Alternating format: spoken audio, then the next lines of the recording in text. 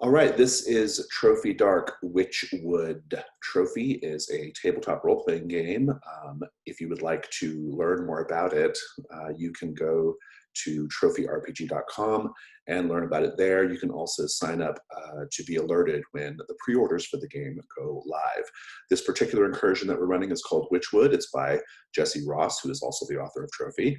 It can be found in the Codex magazine in the issue called Emerald. We'll have a link to that in the notes as well. And if you like what we do, and if you want to support more great things like this, please support the Gauntlet on Patreon at patreon.com/gauntlet. I want to start by having everyone introduce themselves on the call. When I call on you, please say your name, your pronouns, and anything else you'd like to know, or you'd like for us to know about you. How long have you been gaming? Do you have any games of your own that you've published? What's your Twitter handle? Share as much or as little as you like. I'll start. My name is Jason. I use he, him. I am the founder of the Gauntlet, and I'm the publisher of this particular game that we are playing. Rob.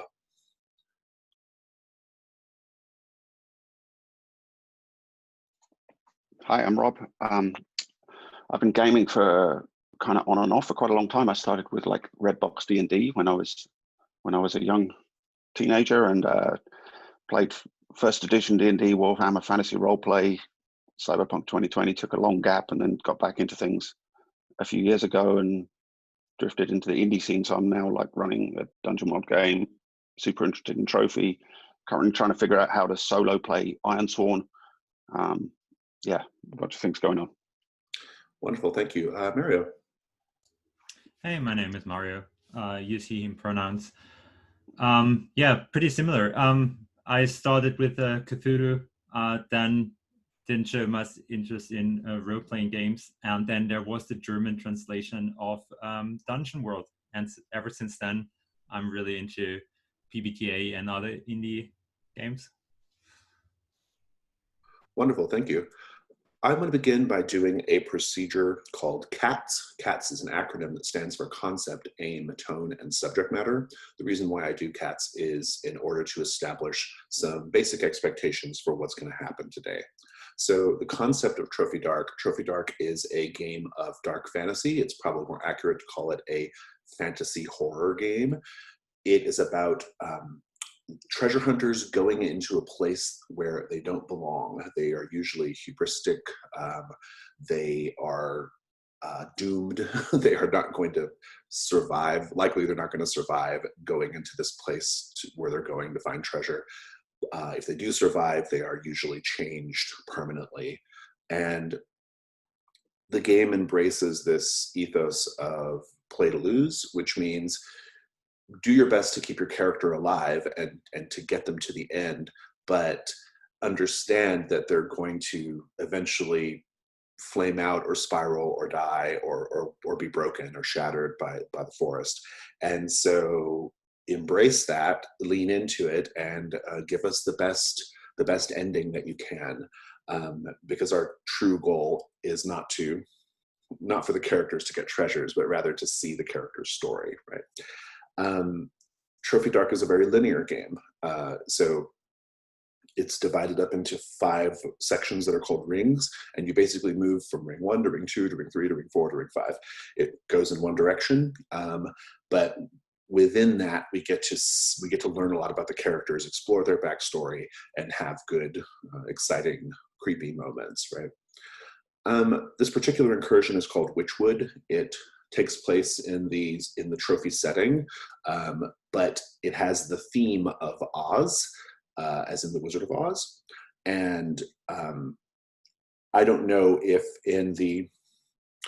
like the Wizard of Oz is a thing in German-speaking countries, actually, Mario. So you may have to like, I don't think it matters to enjoy this, but it just occurred to me that I don't know if that's like a thing like in other parts of the world. So, but in any case, it has the theme of Oz, and so lots of details that will feel familiar from the Oz books and film are in here, but it does not take place in Oz. It just has the theme of Oz. It's a kind of an interesting thing. You'll kind of see how it goes. You don't have to know anything about Oz to either enjoy playing or to enjoy watching this video. Okay. The aim of today, after I'm done with my spiel, I'm going to go over some real quick things about the character sheet, let the two of you make characters, and then we'll introduce the characters. After we introduce the characters, I will go over just kind of like one important rules thing you need to know before we start playing, and then we'll begin play. I anticipate we'll be able to easily finish the whole incursion today, especially with just 2 players. It's a fairly fast game. The tone is dark, as you might imagine. It is, this particular incursion is a little bit more lighter in feeling, perhaps, than other incursions because of that Oz theme, but it does turn dark pretty quickly. I think it's more accurate to say it's got a dreamlike quality. I think that's a more accurate way of putting it. In any case, expect some darkness. The subject matter, I don't think there's anything in the incursion that is like big red warning signs subject matter things, apart from just general horror and gore that's common to Trophy, so just be aware of that. We're going to have 3 safety tools on the table, the open door policy, the X card, and lines and veils. The open door policy, the way that works is you can just leave. You don't have to explain yourself if you're not having fun or if you just have to go for some reason. It's nice to tell us that you're leaving, but otherwise you can just go.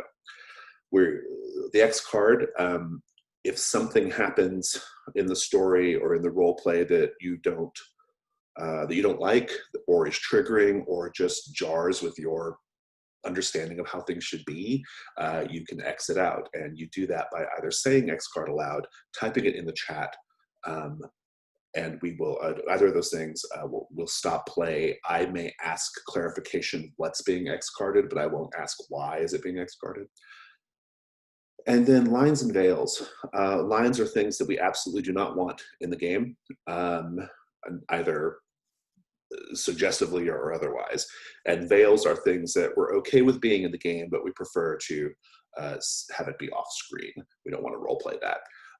I will say my lines and veils, and then I will give you both a moment to think about yours. You can say your lines and veils on the recording, or you can send it to me in Discord or in the chat window, and I will telegraph it to the group.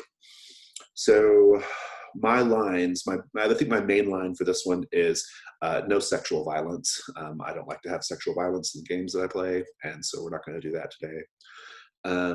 I normally don't like violence against small children, but I'm going to put that behind a veil today because it is a thing that might kind of come up. So I'm okay with it happening. I just prefer not to see it. I'm also going to put torture behind a veil. I'm okay with torture being a thing in the fiction. I just prefer not to roleplay that. I will wait for a moment to give you both a chance to say your lines and veils, or you can message me on the side. Yeah, I'd like to wail anything that goes in the sort of industrialized killing, whether that's humans or animals. So yeah, like. Perfect. I don't think it'll come up, but it's good to know. Thank you.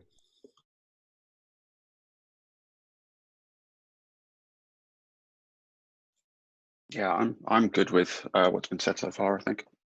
Good. And to clarify, Mario, are you okay with like animals just being dead or harmed, okay, in general, or is it just the industrialization thing you don't like? Yeah, it's just the sheer if like a sheer masses of bodies pile up.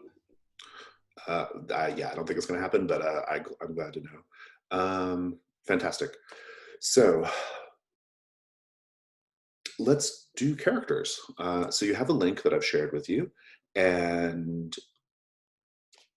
you're going to want to go into, there's 2 things. The first is the character keeper, which is a Google Sheet, and you'll want to just grab one of those columns and put your player name in where it says player name, and then that's where you'll make your character. The other document in that folder is called Hunters Under the Emerald Glow. These are additional character creation options. So you can make your character using the drop downs in the character sheet, or you can just pick something from Hunters Under the Emerald Glow and just type it into the space. So you have those options as well. Some of those might even be in the dropdown, to be honest, because this was an early incursion, so it might have made it into the dropdown. But if not, you have them there. So. But go ahead and make your character. There's only a few choices to make. Try not to duplicate things if you can avoid it. And I think otherwise the instructions are all on there. If you have any questions, just let me know. I'm gonna pause the recording so that folks watching this don't have to wait on us. Okay, we're back. So we're gonna introduce these characters. We have Vero and Harud. Mario, please tell us about Vero. What do we know so far about he, him, her? Yeah, Vero is a young boy witch, a lost child. So his only memory from his early childhood is a memory about his brother being dragged away. So that's a memory taking place in near Barcelona. So there's a huge crowd. And a trial has been held, and all of a sudden the guards come and take my brother away. So I want to get some money to free him. Yeah, that's great. So you said he's a witch. About how old would you say Vero is? Well, by now, maybe like 16, 17. Okay. And so you have lost child, skilled in hiding. You are skilled in homes, paths, and rituals because of your occupation. And you have chosen 2 rituals. Tell us about your rituals. Yeah, so the one ritual is a guide, and I can conjure a golden thread to follow. And in fact, I'm doing that pretty constantly. So maybe there's a faint idea of something golden all the time behind me, and I think that goes back to Barcel prison, because that's where I have to go back ultimately. I love it. That's great. Brother. Yeah, that's great. What's the other one? The other one is summon. I can draw a known spirit or person to me. And that is something because being an orphan, I've been lonely quite a while. And then with my witch powers, I just, at some point, I figured out I have the ability to summon known spirits. So I could talk to them. And all of a sudden, there were also people just appearing next to me whenever I felt lonely. I love it. That's great. Thank you. Rob, if you have any questions about Vero, please jump in, but I think I'm okay for now. And if there are no questions, Rob, please tell us about Harud. Okay, Harud is a cured beast bitten who is now a farmhand, or a farmer. I'm kind of picturing him as.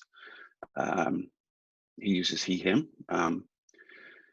So this is somebody who was once some kind of lycanthrope or something analogous to that. He was chased from his home, has kind of lived on the fringes of society ever since. I'm not quite sure how he became cured, but maybe we'll discover something about that. And he became a farmer, so he's kind of somewhat in tune with the land. His rituals are swarm, which allows him to trade favors with a colony of vermin, and inhabit, which allows him to possess a person or animal. And he's skilled in transformation from his background as a cured beast bitten, and pests, plants, and weather from his occupation as a farmhand. His drive is to establish an estate in the Lavasti countryside, which I'm kind of interpreting as he wants to get away from the people who've persecuted him through his life, and the people he feels are maybe insincere or untrustworthy in their if they do accept him, and just seclude himself in the countryside, grow crops, grow plants, and speak to as few people as possible. Live in live in tune with nature and put his past behind him. The hermit's life. Good. I suspect we're going to discover it more in play, but I am curious if we have any idea at this point how the two of you got to be together and why you're going into the Witchwood together. I'm open to suggestions, or you could both talk it out, or I just like to hear some thoughts. I'm wondering if perhaps Vero being skilled in rituals had something to do with the fact that Harud is now cured of his beast-bitten nature.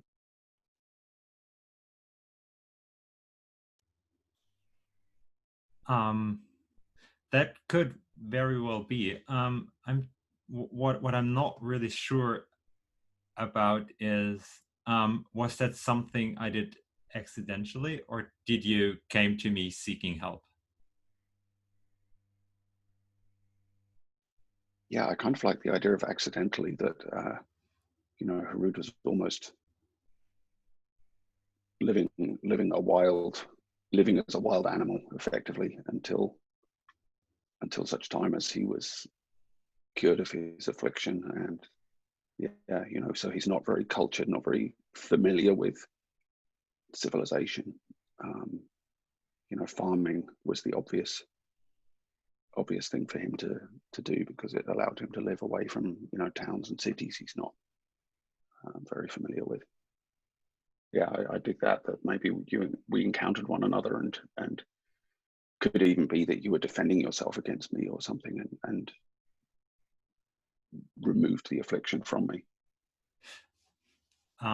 Another idea of mine would be like, I also was hiding in the woods because occasionally I just have to steal food to get by, and whenever I grabbed enough food, I just run into the woods. And then I felt real lonely, and I thought of conjuring somebody so I could talk to someone. And all of a sudden, you stepped out behind a tree, and my ritual somehow cured you from your beast form, because I imagined you being a person. Yeah, I love it. That's awesome. So yeah, it wasn't so much that you were defending yourself against me, but your ritual kind of brought forth the humanity inside of me. Yeah, that's awesome. And initially, Vera was stealing food from your farm, it sounds like. So, yeah. Yeah, right. Yeah, could be. Yeah. Good. Okay, great. I want to talk a little bit about sort of just some important rules concepts. I know we've all played Trophy, but this is more for people watching the video. So I am operating off of what's called an incursion. And that incursion is a very skeletal structure. It is not a fully fleshed out adventure. I always get in trouble for saying this, but the meat and the blood and the sinew of the incursion happens in our role play and in the gameplay. And the main way that happens is through the risk roll. Now, the risk roll has this one element to it that's called the Devil's Bargain. And the Devil's Bargain is a terrific opportunity for us as players to shape the fiction. And so I want to encourage you both to, like, when you're offering Devil's Bargains, don't feel constrained. Like, go with a cool, wild idea. It's better for me to sort of like pull you back than to not really go for it, So go for like a big suggestion that would really like change the fiction in cool ways, because that's kind of where the story comes from in Trophy Dark. So I just want to kind of put that out there. And yeah, otherwise I think that's about it. So let's try to get through the first ring before we have a break. So let's see where we're starting here. Unlike many incursions, this one has a fairly simple introduction. Sometimes they have poetry and they're very long, but this one's just like a sentence. So, when children escape to the woods seeking adventure or fleeing from their cruel parents, The part of the Caldor forest they frequently find themselves in is known as the Witchwood. And I think that the two of you, as you've presented it so far, the main thing you both need is just money, right? Money to get your brother out of Barcelona prison, a very terrible place. Money to establish an estate in the Lavasti countryside, a very expensive place. And everyone knows the stories of Old Caldor, which basically say that in the heart of the Old Caldor forest are the ruins of the great civilization that used to be on that land. And if you go there and find those ruins, you can get antiquities that people will pay a lot of money for. And so you, like many, many, many other people, are making your way into the forest. But you're just happening to go through a particular eastern section of the Great Wood that is known as the Witchwood. I'm curious, before we even step foot into the Witchwood, I'm curious, Vero, how do you, as a witch, and as a child, maybe not for much longer, but you're still quite young, how do you feel about the stories of the Witchwood, of kids disappearing? How do you feel about just the idea of, I think witches are probably stigmatized by these tales, right? What's your feeling on all that? Well, I think the thing that we're entering the Witchwood, that specific fact is the only thing that even makes me try this, because I as a witch feel sort of safe entering the Witchwood, because it sounds like it's supposed to be my home. What could possibly go wrong with that? And for the others, I mean, I hear the stories about Witchwood and children disappearing in there, but I lived in the city and I've actually seen children disappearing one after the other. So that forest can't be more terrible or more horrific than the city is. And your initial incursion into the wood confirms this for you. I would even go so far as to say that it's pleasant on the outer edge as you are making your way through. It's still fairly early in the day when you first arrive. You see lovely, even wondrous things. At one point, some strange pink bubbles begin floating from the trees, and just as they get near you, they pop. And in the distance, you can hear a child singing, and even though it's a sort of melancholy song, or at least the tune that you can hear, it's very pretty, and it is a nice accompaniment to the bird song and the sunlight sort of breaking through the canopy of trees. A question for you both. What do you see or otherwise experience that tells you that this is a pleasant, even, or I should say a wondrous and even pleasant place? What do you, besides the bubbles and the song, what do you see or feel? And whoever wants to go first. Yeah, I think the most pleasant thing about this place is that there's ripe fruits hanging from the trees. And this is the first time in ages I don't have to steal, and I can eat just as much as I want. Lovely. Harud? I think the thing that Harud notices is that there are small animals and birds that are not afraid. He's so used to in his years spent occasionally in beast form, he's so used to the animals of the forest being terrified of him.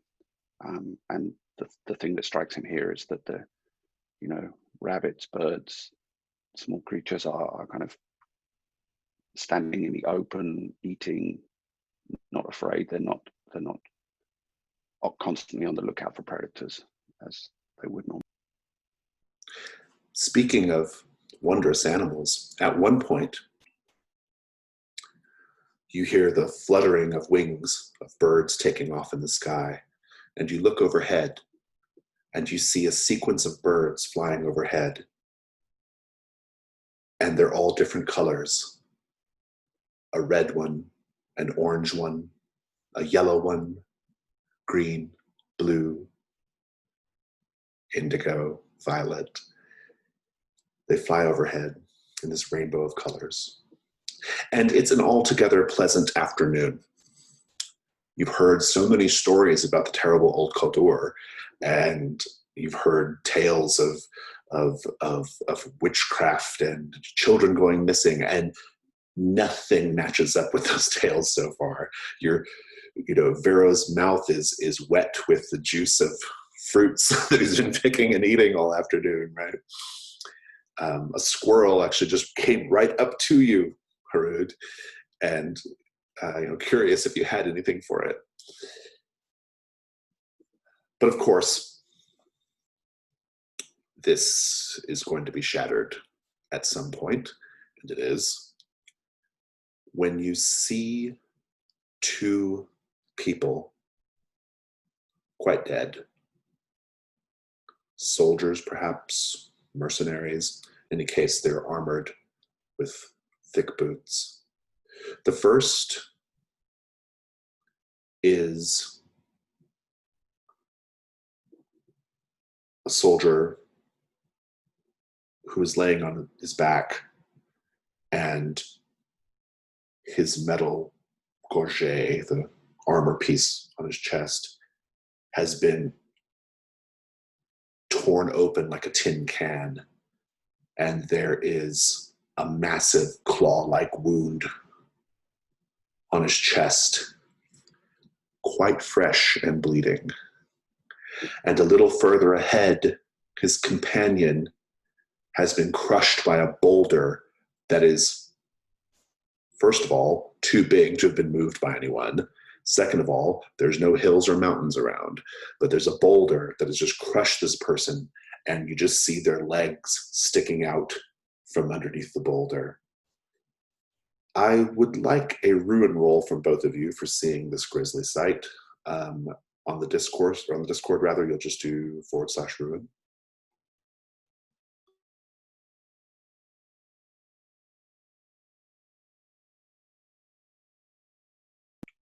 Yeah, this the sight of this shattered the spell that Harud was under. Indeed. So you got a 6, and Vero got a 1. Well, so let's talk about how is this making you feel right now, Harud, when you see this? I think the description of the clawed open armor of the first dead body, it sounds very much like the kind of damage that Harud himself may have done to somebody in his former life. And the first thing that springs into his mind is, did I do this? Was this me? Before he can, the rational side of his mind can realize that, no, this is too fresh. This can't possibly have been me, but it just brings back these images and half memories of the bestial life that he once led. You're going to take a condition because your ruin is going up, and we're going to talk about that in a moment. But I do want to check in with Vero and ask, Vero, your ruin is not going up. That doesn't mean it doesn't disturb you. It just means you are still keeping it together and you're no closer to succumbing to the forest. I am curious how you're feeling when you see these bodies. I mean, but by the amounts of blood, I'm a bit shocked but on the other hand, there's a good explanation for all of this. I've heard the stories about rocks falling from the sky, and I've heard stories about legendary swords that are so sharp that they could cut open armor. So, and on the other hand, they are soldiers. They're supposed to die. That's their job, isn't it? So never mind. I mean, Harut, look at them. They are just here to protect those that have everything. And if they would be alive, they would try to harm us because we don't have anything. You're right. They just seem so out of place here. What were they doing in this place? You hear a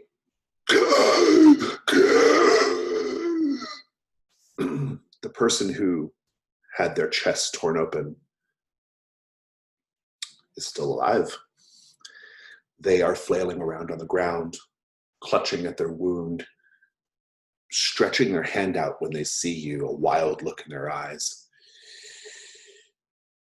wanting one of you to come close. They're trying to say something. They're like,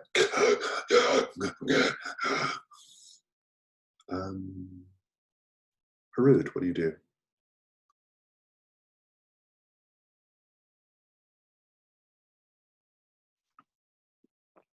I'll go right toward him, and you know, the concept of death doesn't scare Harud. He was shocked by the appearance of this person, but he doesn't shy away from death or injury. So he will try to find out what this person. He lowers his voice as much as he's able, and he mutters to you. Not Vero can't hear it, only you can hear it. He says, "Witch." And then he asks you, "It's too late for me. Please, will you get a message to my son?"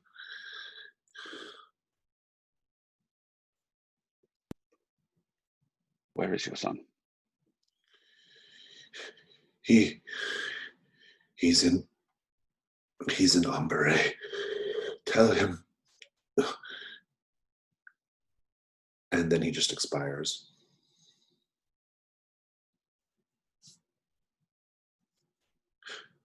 Vero, what are you doing in the meantime?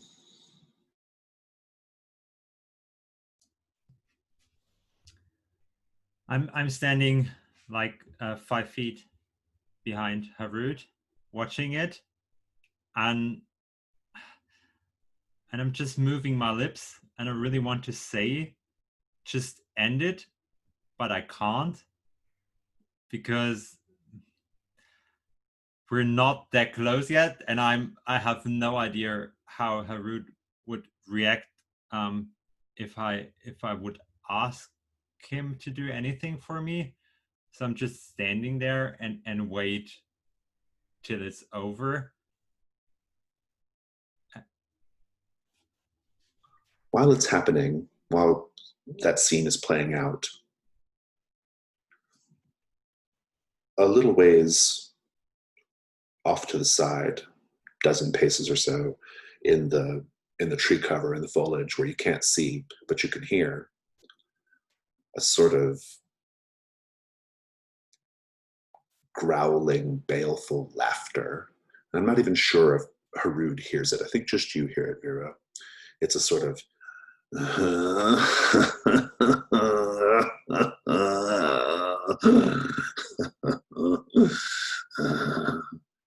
do you do?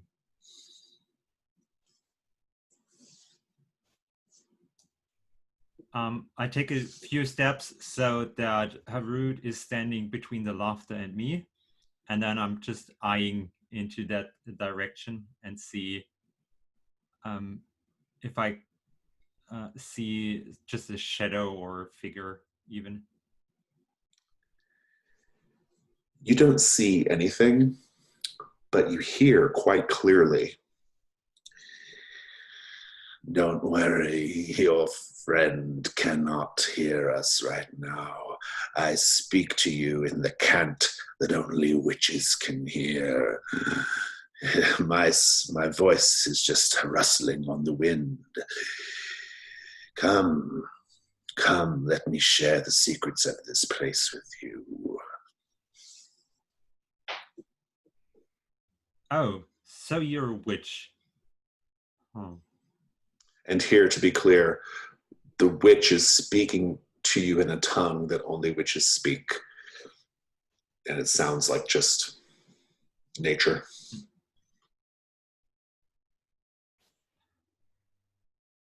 I'm honestly, I'm really glad to meet you, because where I live, there are no other witches. And I'm really curious if you could show me a trick or two. I would be delighted. Please come. I am not. I am perhaps not long for the world. Those two nearly got the best of me.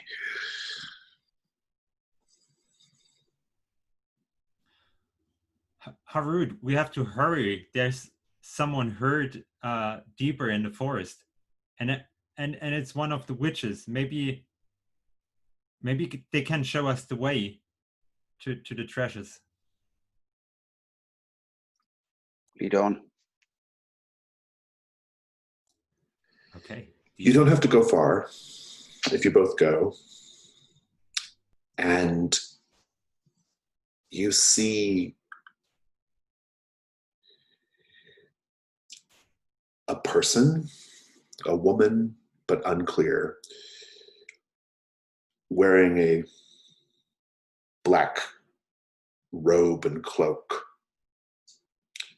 stringy gray hair, skin like yellowed parchment, pulled too tight over the bones, like there's no cartilage. Just imagines cartilageless flesh pulled over bone. It's very thin.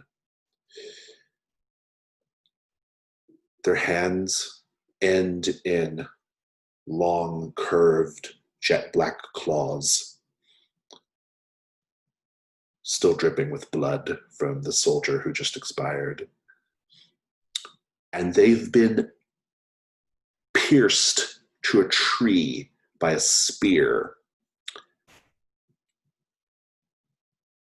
And even now, the wound is pumping,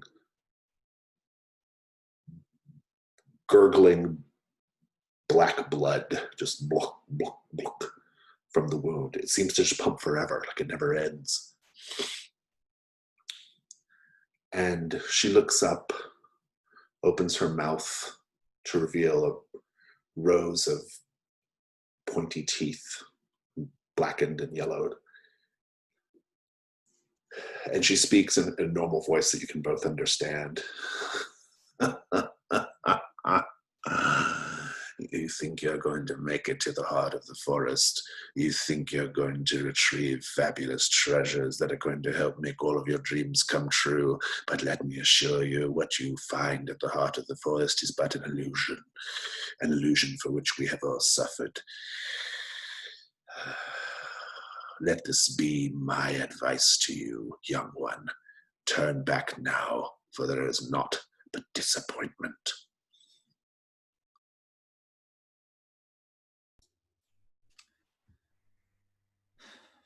And I'd like a ruin roll here as well, please, for both of you. Sure.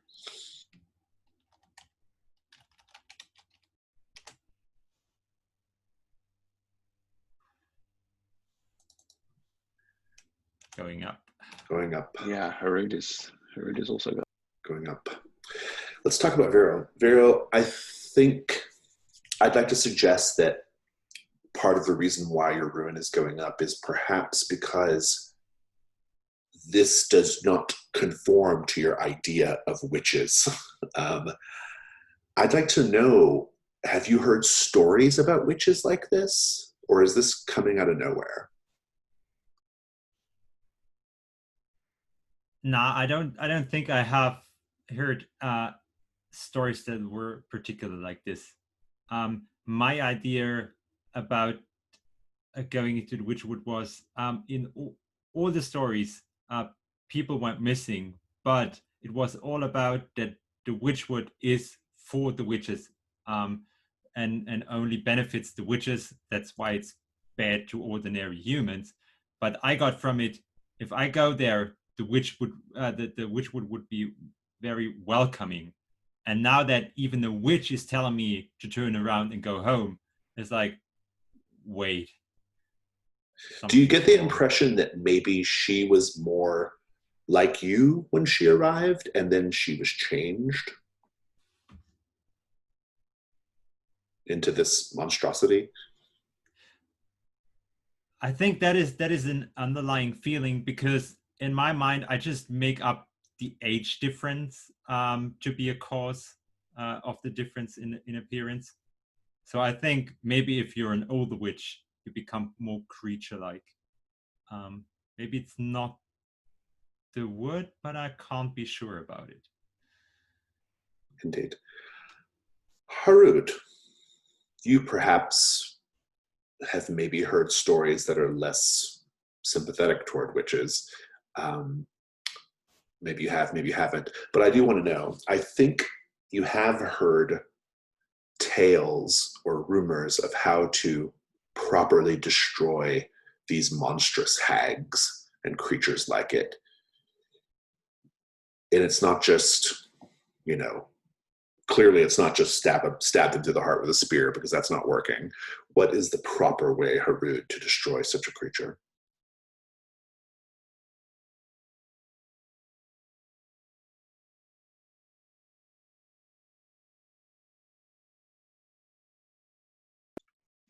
I think the stories I've heard involve finding the kind of locus of the witch's power, and is that on their person or is it somewhere else? It could be a place, it could be an item, it could be something that protects them, something from where they draw power, and that has to be destroyed or sanctified with ritual and exposure to the light and to the sun. So it's something that they keep dark and hidden, and we have to bring sunlight to it. If you intend to destroy the creature, right? Right. You will notice, Harut, near the creature's right hand, that talon-like hand, she's also quite big. Like, you imagine if she was standing tall, she'd be like 6 or 7 feet tall, just massive for a otherwise sort of haggard, crone-looking creature, right? But near her right hand, you see a handful of coins. Gold coins, treasure, which is what you came for. Do you take them? I think so, yes. I think coins of any kind are almost magical to Harut. He didn't grow up among people who traded using coins, and ever since he's tried to lead a more human life, they have always been something very rare to him, and he knows hold great power in enabling him to live in peace in the future. So yes, I think he's unable to resist. The coins are certainly ancient, probably from Old Kaldor, and they are stamped with images. Some have hearts, some have crowns, and some have hearth fires. But you can take the coins. It's the tiniest fraction of what you actually need to accomplish your drive, but it's a start. And the witch begins speaking in the tongue that the two of you share, Pharaoh, and it sounds like the skittering of animals to Harud, but you hear it. She says, "Stay with me, young one. Stay with me and drink my heart's blood. It will be your way of knowing this place. You will need to know this place if you intend to go further." And this is related to your condition that you're getting, this drinking of the heart's blood. I think it awakens something inside of you. Harud, could you please give us a moment? You do know that the woman and I are kind of the same, and I never met one of us, so I'd like to have a few minutes to talk to her in private. Of course. I think Harud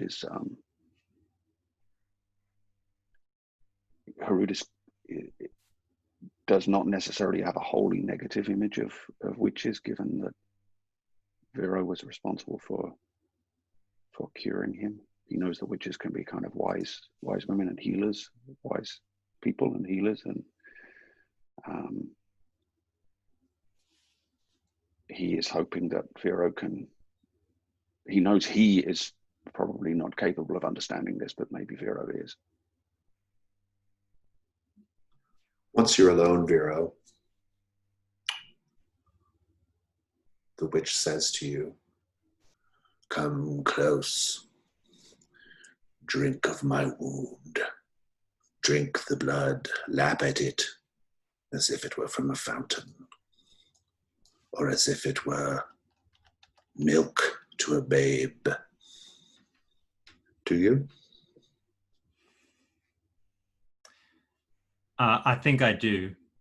It's just the wisdom I see in witches, and it's also like I'm still quite young, and it's so gruesome that I just want myself to be daring enough to do so. Indeed. As you are lapping at the blood, the black blood, and drinking it, her heart blood, which seems to go on and on, she says, "Remember the taste of this. There is power in heart's blood. Different kinds of power. Let that be your lesson for today." How do you feel after you drink the black heart's blood? Yeah. Well, I feel real powerful, and I don't really know if that is a placebo effect or not. But I also don't really care, because what I just did was awesome. I bet no one else would have dared to do so. Good. I love it. So you're like, it's an exciting thing. It's you're yeah, I like that. It's like the excitement of like a teenager who doesn't know any better, right? So yeah. That concludes ring 1. Let's take a 5-minute break and we'll come back. Continue. Now, Harud, I noticed that you're at 5 ruin, and that means you are now entitled to do the reduction roll. The reduction roll allows you to reduce your ruin score, but in order to get that roll, you have to do something surreptitious or hidden from Vero that either betrays your mission or aids the forest in some way. And we can interpret that in lots of different ways, but I will give you an opportunity to do that pretty quickly so that you have a chance and we don't just go straight to 6 ruin. So I just want to kind of point that out. Did we also want to talk about a condition that I'm? Yes, I've got that. Yeah, that's ready to go. So, ring 2. You are pressing deeper into the woods. And I think, Harud, you talked about how, like, you were reminded, especially when you saw that torn apart soldier, you were reminded of some of the atrocities you may have committed as a beast bitten. And I think that that is enough to sort of awaken something of the beast bitten in you. Maybe that's what you think anyway, I suppose. But here's what I'm thinking. I think when you're in beast bitten form, you don't see color. You see everything in black and white. And you've started to notice as you're making your way deeper into the wood that the color is draining out of your vision. It's just on the periphery at first. You know, you look at some trees and some of the leaves are green, but others are gray. You look at, tree trunks that just look like gray stone mixed in with the brown ones. You see that flock of rainbow birds, the colorful flock of birds, the red one, the orange one, the yellow one. They fly overhead, red, orange, yellow, green, blue, black, black.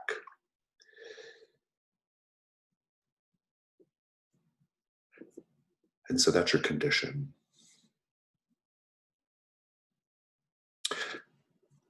The basic problem, Vero, that you both have right now is that you are lost. You don't know the way. You know that the ruins are somewhere near the heart of the forest, but the call door is huge. It's massive. It takes up like a third of the continent. It's so big. So finding any of the ruins is tricky if you don't have an idea where to go. So I think that's problem 1 that needs to be figured out. I also want to say to Harud, I want to give you the opportunity here to tell us if you do something that will provoke the reduction roll, like as you're kind of making your way in. Did you have any thoughts on that? Yeah, I'm trying to think of something. I think certainly Harud's suspicions have been aroused as he feels the color draining from the world, as he perhaps feels the bestial nature he'd hoped he'd left behind, or hoped he would be able to leave behind, and he starts to wonder at the motivations of this young witch who has led him into the forest, because I think after all the incursion was probably Vero's idea.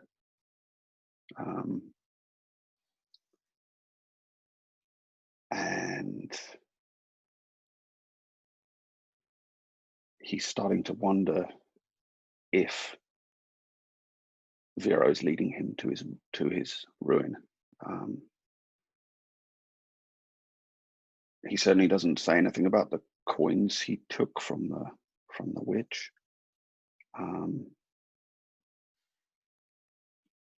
I think it may be time for him to try and use one of his rituals. What do you have in mind? He has the ritual to trade favors with a colony of vermin. Right. And I'm wondering if it's possible for him to speak to. Now, I know he encountered a squirrel earlier on, which is, by some people's account, a vermin. But it's if there rodent, are at least. Yeah. Right. If there are rats, if there are insects, wood lice, what would you want them to do? I would like to ask them to bring me information about the witch and about what is going on what has passed between the witch and Vero. That's good. I'm not going to make you do the risk roll, but I do like that as a fictional justification for the reduction roll. So tell us what it looks like. Like, how are you having this conversation with these vermin so that Vero's unaware of what you're doing? Yeah, I think Vero's leading ahead. He's obviously drawn toward finding out more about the witch and about the source of the witch's power. So Harud perhaps drops a few paces behind. He allows a rat to come from a branch onto his arm, and it perches on his shoulder, and they kind of communicate by whisper. We see all kinds of insects, centipedes, and so on in the undergrowth that he's passing in the leaf litter beneath his feet. And I think just this unspoken communication goes between the creatures of the forest and Harud. But it's not audible to Vera. Yeah. The ritual requires the trading of a favor. What do you give them?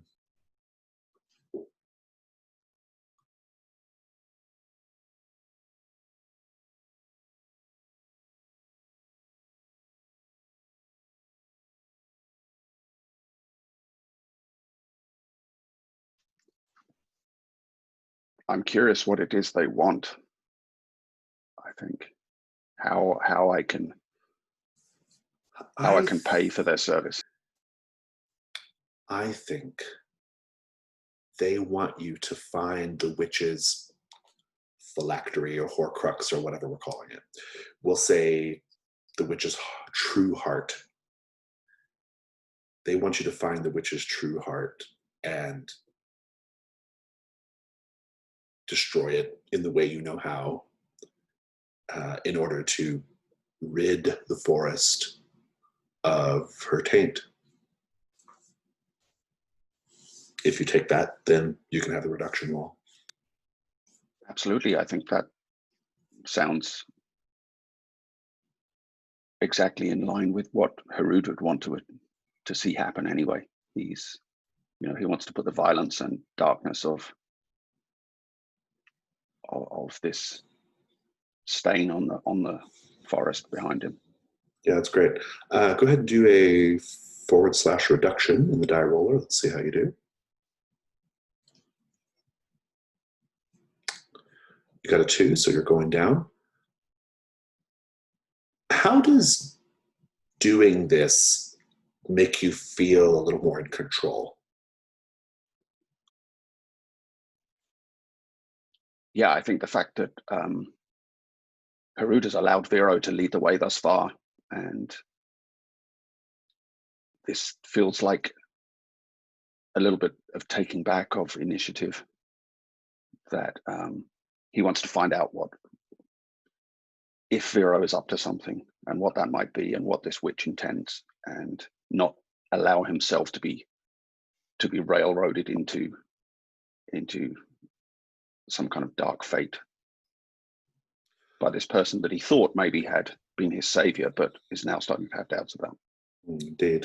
Well, so Vero, what do you... Okay, so let's just go back to Vero. Vero, you don't instinctively know the way. How will you try to navigate the forest?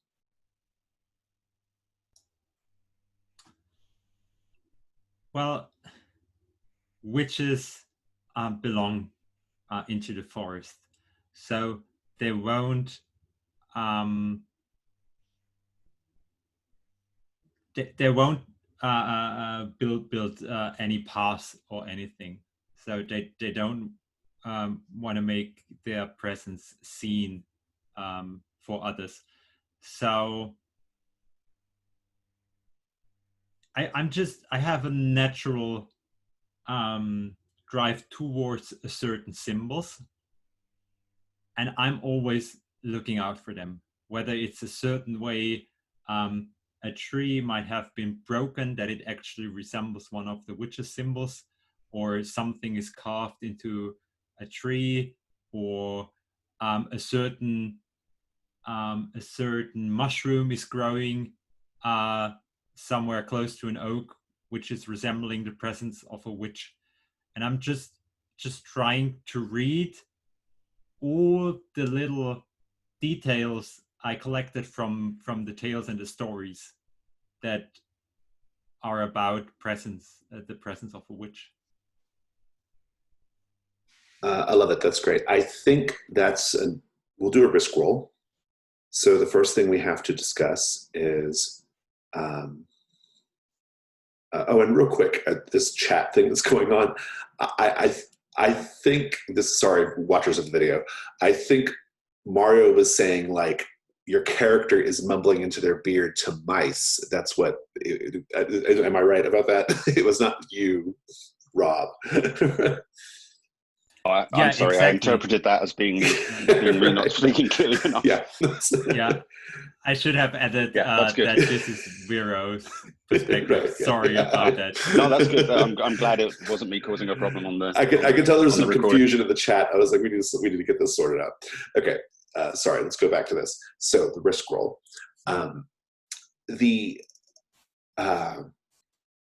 Rob, we get to say what we think could go wrong here for Vero, or maybe the whole group. What do you think? I think if Vero is looking for signs left by the witch or signs of the witch, then this is a great opportunity for the witch to intentionally lead him astray, lead him into a trap or actually away from what his goal is. If Vero is kind of accepting these signs as they're presented to him, he's not really questioning what he's seeing. Yeah, I think I like the idea of maybe that basically you get led into danger, right, as opposed to led to the right place, no matter what that looks like. This is also might be a nice opportunity to use your golden thread ritual too, if you have, just as throw that out there as a thought, Vero. In any case, we have to take a look at your dice. So you get 1 die for incorporating your skills, and as you've described it, paths, homes, like the home of the witch being this forest, being a witch in general, I think you're probably in good solid ground as far as like getting your first light die. Is that a fair assessment there? And so now it's just going to come down to devil's bargains to get that second light die. A devil's bargain is something that happens no matter what. It's whether Vero fails or succeeds, the devil's bargain happens. And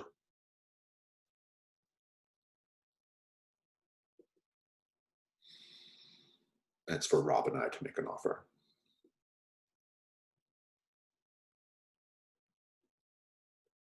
I think no matter what, you're going to encounter a heart, and you might want to eat it. Rob, do you have an offer?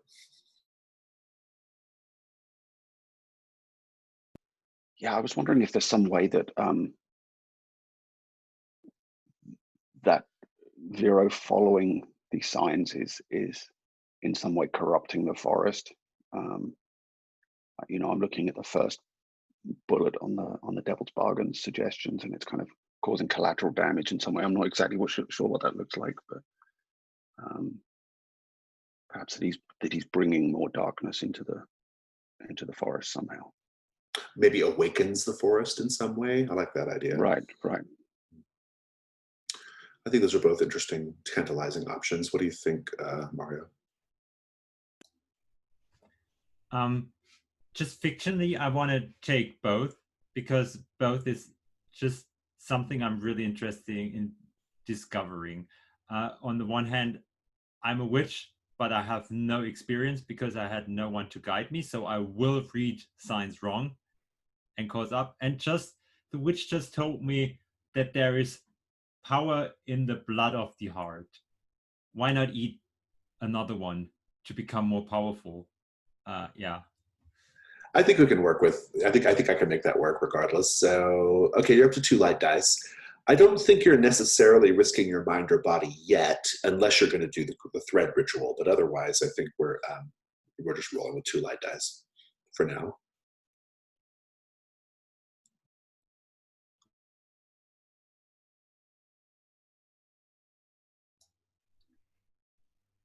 A 4 is the highest. 4 light. So it's going to be a complication. I think the complication is going to be you're obviously going to succeed. You're going to be going in the right direction, but you are going to have to make camp soon, and that camp will be a dangerous place to make camp. If you want to add a dark die to try to get a 6, you can do that and roll all 3 of them again. No, I think I'm good with that because I wouldn't know that it's a dangerous spot to camp. Good. So you've already done a pretty good job of describing how you're going about this. Is there anything else you want to add to that, to like what this looks like as you're guiding the 2 of you through?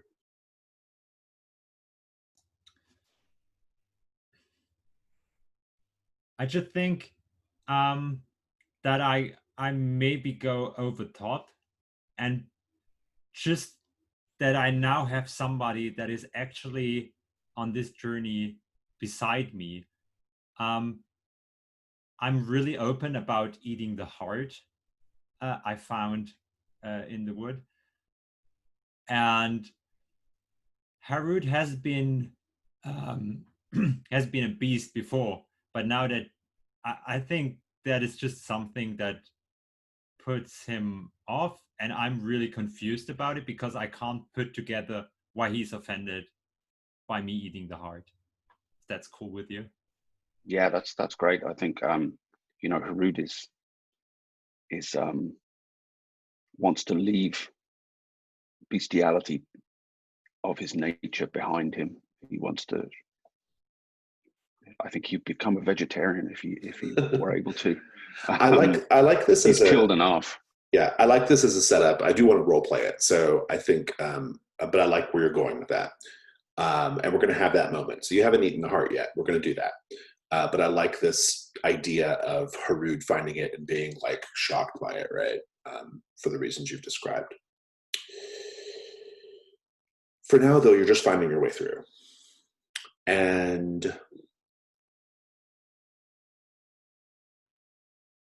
you take breaks periodically.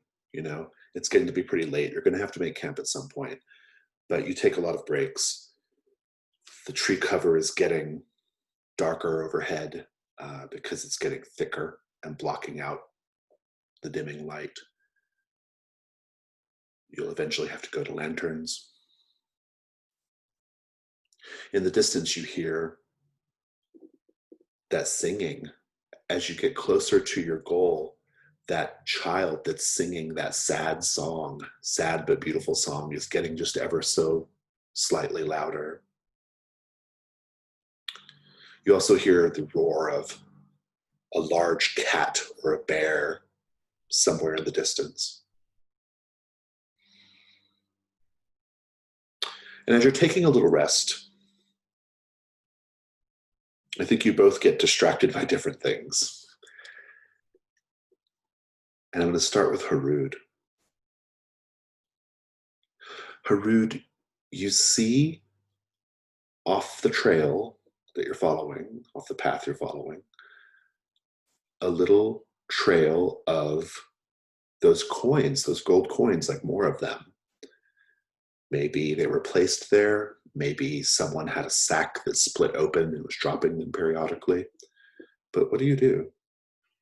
And importantly, do you tell Vero about them? If you don't, I think that could justify another reduction roll.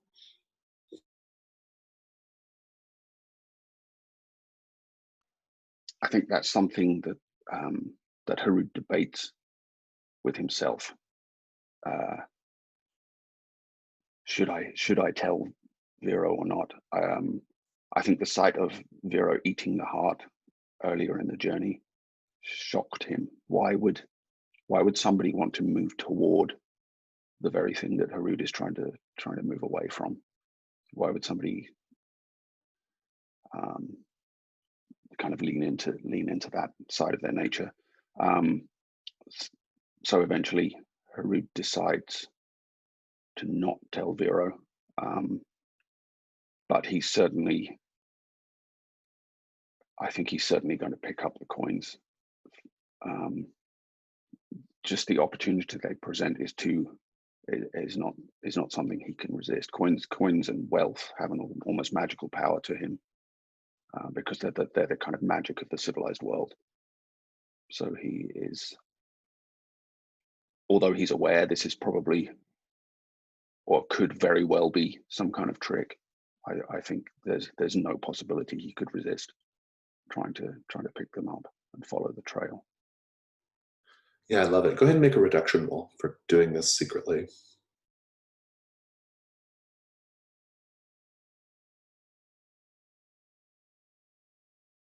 I rolled a 1, so my ruin goes down. Indeed.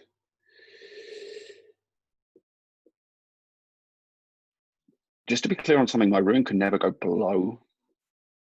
Not below the its starting ruin. point, right? Yeah. Right. Vero, at some point you realize that Harud has gone off. Perhaps it's the call of nature. Who knows? I'm sure he'll be back at some point. You notice a little face, Vero, a little round face of a child staring at you from some brush, like peering at you. What do you do? Well, a child doesn't mean a threat to me, so I'm like, hey friend, what are you doing over there? And they kind of look at you like a little tentatively. And you can see now that perhaps it's not a child. They're small like a child, though. And they step out of the brush. And they are, this child is quite small, quite naked, twisted, like with a sort of hunched back, and a sort of like, like their spine is like kind of twisted up and their arms are kind of twisted up, and they sort of like shuffle towards you. And it says, I am gathering the fruits of the forest. That sounds good. What is the most delicious fruit? Follow me and I will show you. Well, I have business on my own, but perhaps you could help me, and maybe we even share our ways. Do you know where the witch is living? And they get a little twinkle in their eye, and they say, the witch will not be living for much longer. Oh. That is bad news, because I'm here to meet her. So do you know where she is right now? And they get a mischievous look on their face, and they beckon you to follow.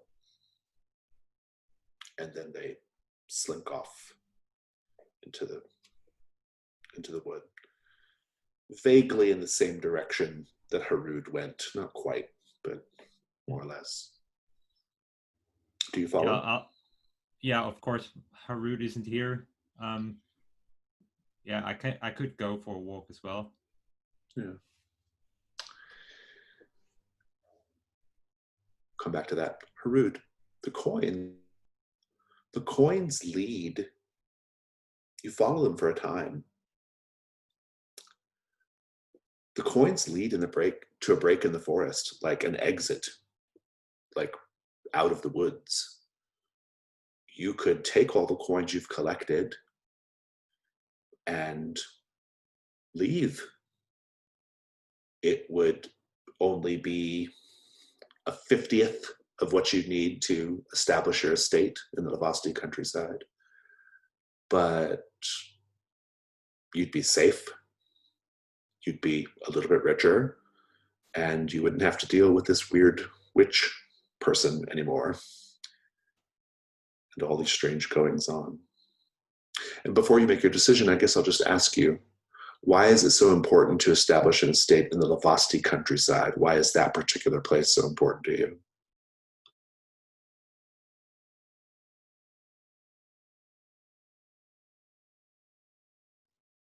I think Harud has a vague memory that as a youth, before he became a beast bitten, before he was cursed, that's where he came from. His family was there. The memories are vague, but he can, he has a picture in his mind of the landscape, of the open space, of the villa with land around it, and no other buildings in sight, no other habitation in sight. I think he's, stops to sniff at the air and look at the sunlight, allows the sun to fall on his skin, and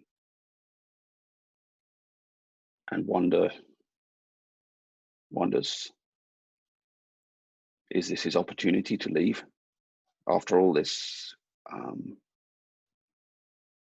idea of earning enough money to settle down is a long-term plan. It's not necessarily something he expected to do right away. This is how he'd like to live out his life, but he knew it would take a lot of time and effort to get enough that he could do so.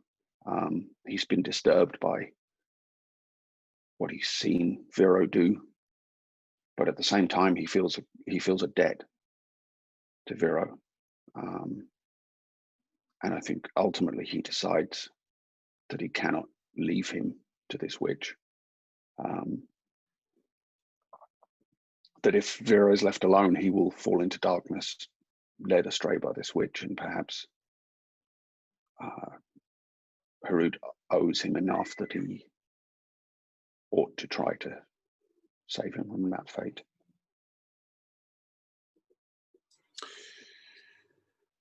So you're going back? Yes. The color continues to drain out of your vision. You see the birds, the rainbow birds, fly overhead. Red, orange, yellow, black, black, black, black. The coins are not even gold anymore. They're just a sort of dull gray. Meanwhile, Vero, the child, the twisted child,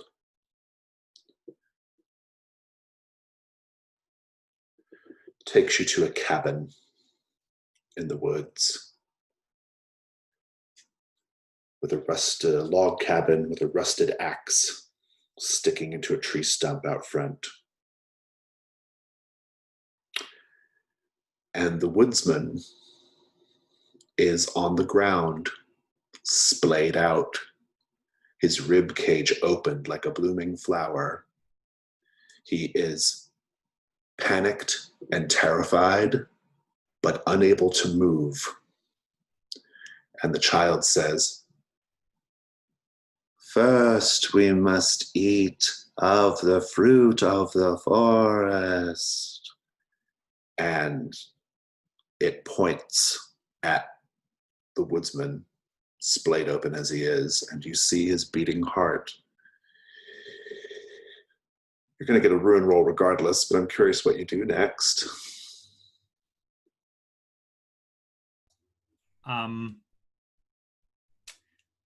I am tempted to do so because I feel ever more powerful whenever I consume blood or heart tissue. But eating from somebody that is alive would need some more convincing, some more swaying, because that is just that. Yeah, that is just something Vero grew up with, believing to not kill somebody right away. Indeed. And the little fellow says, I sense your hesitation. Allow me to put your mind at ease. This man built his house atop the witch's true home. He did so in defiance of her. Everything that happens to him, he has coming to him.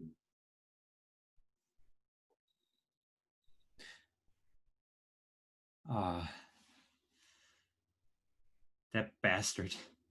I've seen people doing such things all the time. I once had this really nice little alleyway where I could sleep at night and be safe and not sleep in the rain. It was safe and dry and a perfect place. And then some rich man built a house there and I had no place to sleep. And then I'm going off and just like ripping the heart out, eating it. Please take a ruin roll. And this is right when you find Vero as well, Harut. Seeing this almost angry feasting upon the heart, Harut. I'll take a ruin roll from you also. How did those turn out? It's a 1, so I'm good. Yes, indeed. Not a 1 for you though. You got a 5, Harut. How are you feeling upon seeing your companion, who you have had limited trust, or I should say, fluctuating trust?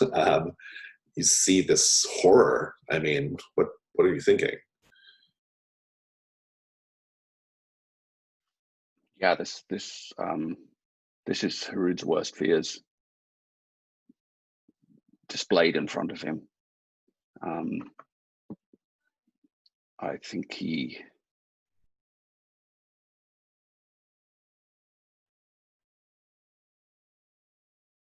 he calls out, "What are you doing, Vero?" I want to grow. I need to become more powerful to finally find a home. See this man? He took the home from the witches. He could have had a home everywhere, but he came here and took the one place the witches had.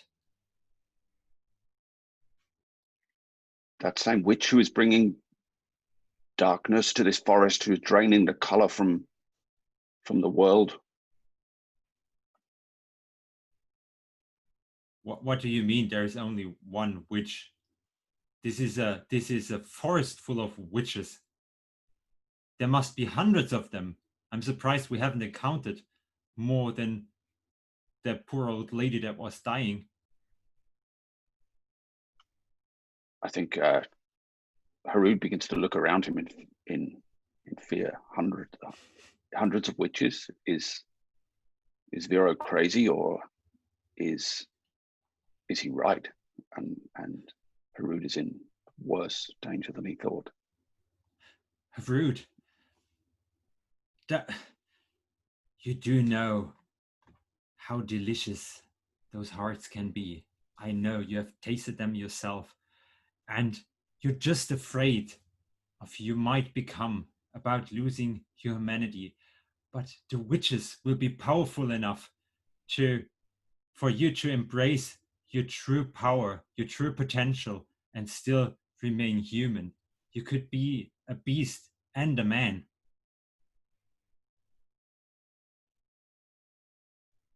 Just take one bite. It will help you. Yeah, I think Harut remembers well the taste of, one of the few things he can remember from the time he spent transformed as a beast. Most of it's fleeting, dreamlike memories, but the taste of the heart of a deer or any other type of beast is something that's very clear to him. Vero, are you at 5 ruin yet, or are you still at 4? I'm still at 4. Okay, I was like, that's if you were at 5, that would be a great reduction roll. But I like where this is going. Sorry, say that again, Rob. How do you react? I think I'm almost rooted to the spot, torn between the two sides of my nature.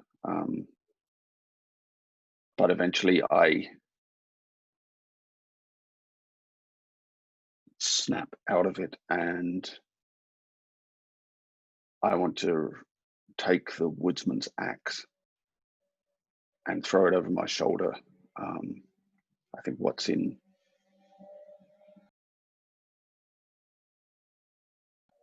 Harud's mind is that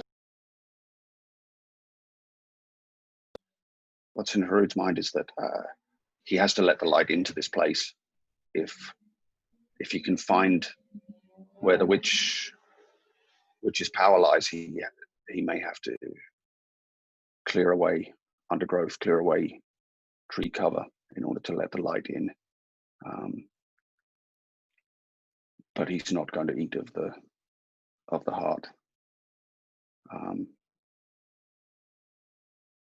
He'll follow Vero. I think refusing to eat of the heart actually is enough for you to take a reduction roll. Because you are, on the one hand, you are defying the forest, but on the other hand, you are also defying your companion. And I think it's fitting with what's going on that you're kind of keeping control. So try to do a reduction roll there. I rolled a 2, so I go back down to my starting ruin. Right. Well, it went back up once, right? Because of the seeing the. Correct. Yeah. So I'm with this reduction roll, I'm back to 3 again. Okay. Good. I think eventually an exhaustion sets in. It's already late. You've been at it for a long time. The little naked child, the twisted child, is nowhere to be seen. And I think you both have just sort of collapsed in place from just the emotional and physical rigor of what's been going on today. I'm going to ask you both, do you sleep in the cabin or do you sleep in the woods outside the cabin? And you can sleep in different places, but I just want to know what you're both thinking.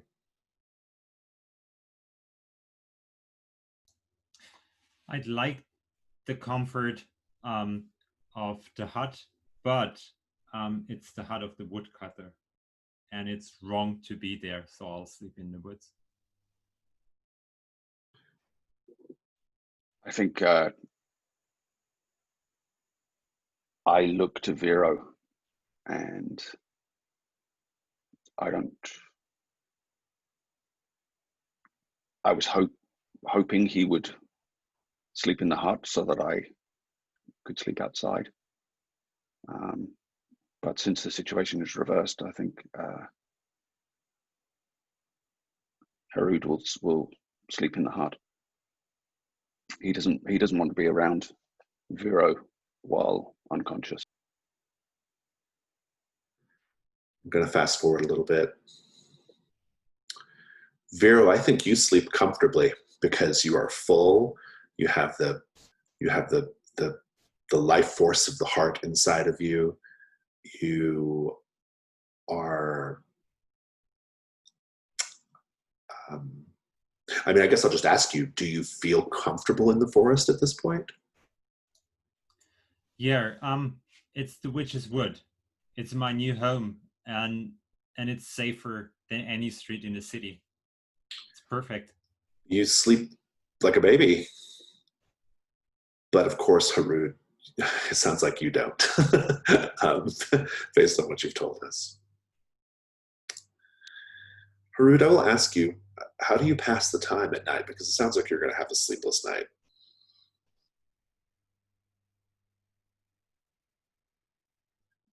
The cabin, by the way, is simply furnished. A table, a rug. There's a bed with a thin straw mattress inside. A single room. Yeah, is there anything that I can use to make a fire? It does have a small, like a little stove thing with a chimney. I think Harud, as much as anything, because he wants to see if he can see the color of the flames makes a fire. He would be comfortable. He doesn't need the warmth. He's used to sleeping outside. But he wants the light, and he wants to see if he can perceive the color. So he makes a small fire and lies down, his ears attuned to whatever's going on outside, if anything. Every sound of the fire. The color is still draining away, but you can see the fire. It glows in orange and red and yellow. But you do see the rainbow birds landing, perching on the windowsill, one after the other. Red, orange, black, black, black, black. And then you see out the window Vero asleep up against a tree trunk. And the tree's branches are bending down like arms, twig-like hands, in one of them holding an acorn, the other ever so carefully parting Vero's lips and opening his mouth. It seems that they're going to place the acorn in Vero's gullet while he sleeps. What do you do?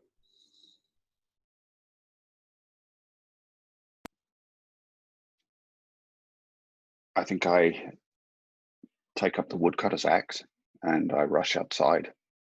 Whether this is an attempt to harm Vero or whether this is an attempt to place some kind of dark seed within him, Harud wants to stop it. I think this is a risk roll. Mario, what do you think could go wrong here if the die rolls failed? Well, I think if the die rolls fail, and as the branches are all kind of like going down on me, they will use me as a puppet to fight him off. I love that. The branches will be strings. Yeah, I think that's wonderful. I would say that I think if you fail, the acorn does go inside Vero, and I think that Vero might become, at some point, maybe not in the near future, but at some point, will become a literal part of the woods. Anyway, those are both just ideas. We can see how it shakes out, but let's talk about dice. You get a light die if you can justify one of your skills being used here. What do you think, Harud? The two things that spring to mind are I have a skill in plants, Hmm, and the tree is a plant. indeed. So you might know where to strike, I guess. Right. Yeah. Yeah. Yeah. The weakest part of the branch. I like that. The other one I that's think pretty is good. weaker is that I have a skill in transformation. I like that too. I'm curious what you're thinking there. How would that be helpful? If the tree itself is transforming into something monstrous, or if it's attempting to use this acorn to transform Vero. You might have a increased urgency to stop this. I like it. In any case, I think you got your light die. Devil's Bargains.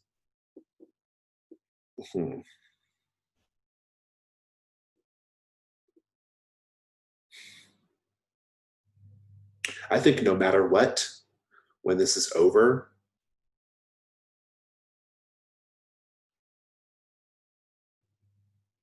you will both be aware that the trees have a heartbeat. That's my offer. My offer would be that somehow the tree manages to pull my face in such a way that my face looks exactly like yours when you were a beast. So that you sort of feel reconnected towards me. I love that. Which do you choose, Rob? Yeah, I don't think I can resist that one. Whether that's going to make me more drawn further toward Vero or pushed further away from him, I'm not sure. But yeah, that's good. I really like both of them, but that one's delicious. And I think you are definitely risking your body because you're throwing yourself into the thick of it. So I think you're looking at 2 light and 1 dark.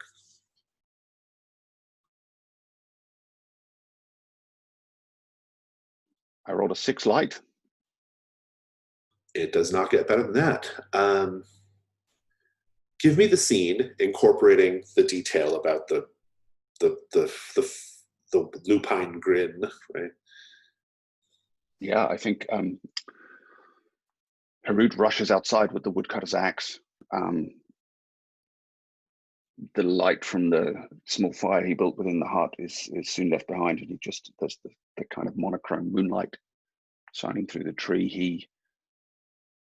As he rushes to the tree, he sees the limbs, sees Vero's face and pull the lips back, and he recoils as this bestial visage emerges on the face of this young boy. But that just drives him on to strike down the tree. So he swings the axe to chop away the trunk or the branch that's reaching out with the acorn before it can drop it into the opened mouth, and then turns and with a second blow severs the limb that is holding Vero in place. And I think he keeps striking these limbs that are on the ground, smashing them into tiny pieces. I think the feral grin that I think that's haunting in a way that provokes a ruin roll. So go ahead and roll that.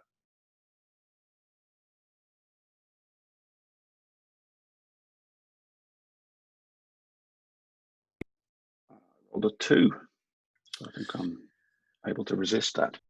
Yeah. Good. And I think just there at the end, Vero, once you realize what's happening, how do you respond? Like when you're sort of awake now, and maybe you don't quite know what was going on, but just what's your reaction to all this?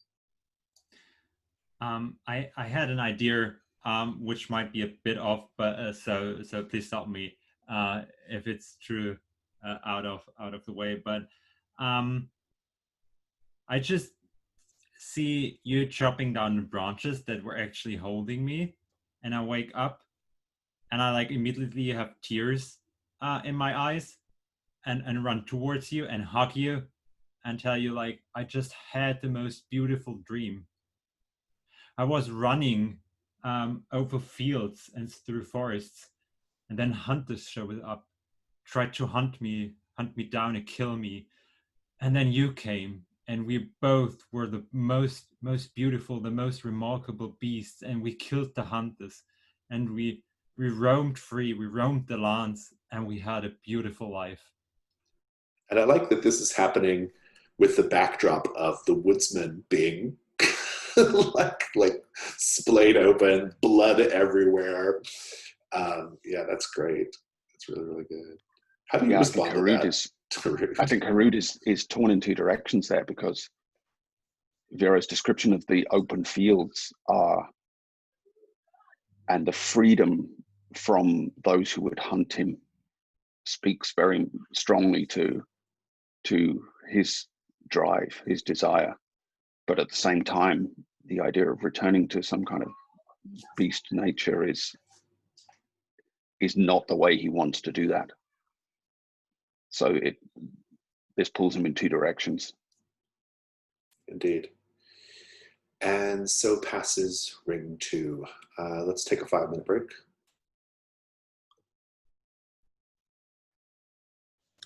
At the start of ring 3, a question.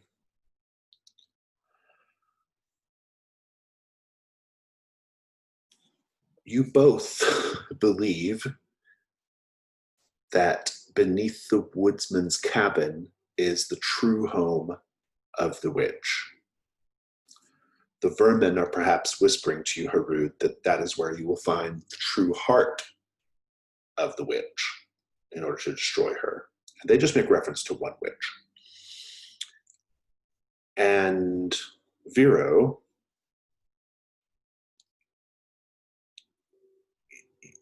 you've expressed the idea that perhaps there are lots of witches in the wood and that this could just be the home of one of them, right? But in any case, the question is the same. Are you going to try to pull up the floorboards of the cabin to get beneath it? I do not want to do that, because that would be super rude.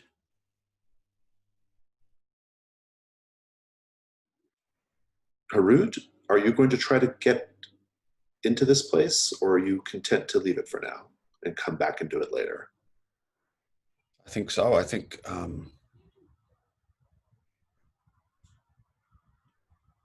this is exactly what Harud has come to want. He wants to destroy the witch. He wants to free the forest.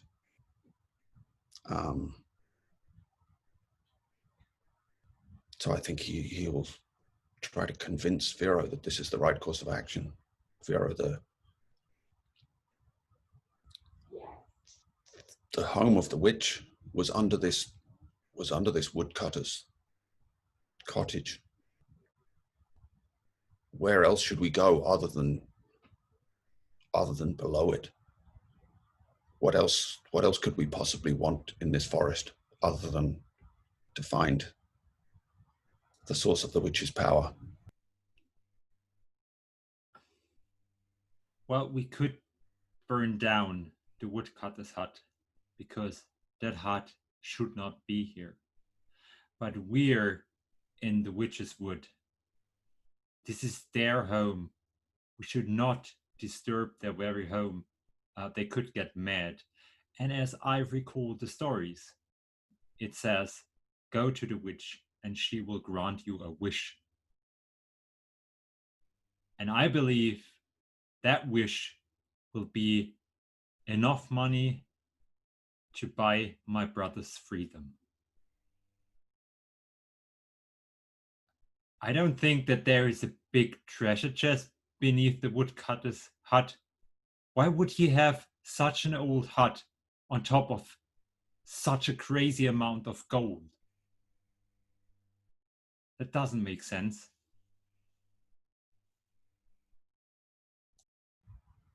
So if the witch is not here, where do you believe her to be?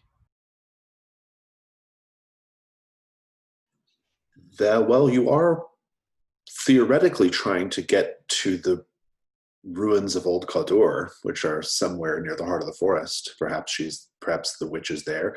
And I assume we're talking about a different witch from the one that you found right in the beginning? I think certainly Harud is on board with burning the cottage down, because that would help to expose whatever lies underneath it. If that's the quickest way forward, so be it. So he'll say to Vero, very well. I already made a fire inside. It's a small thing to make it a bigger fire. I agree. We should get rid of those who do not belong here. We should bring back peace to the witches and their wood.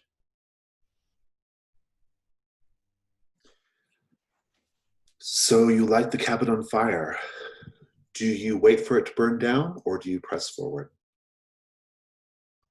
I want to wait for it to burn down, because I want to see what's underneath it. Beneath the ash, there is an iron trapdoor set in the ground.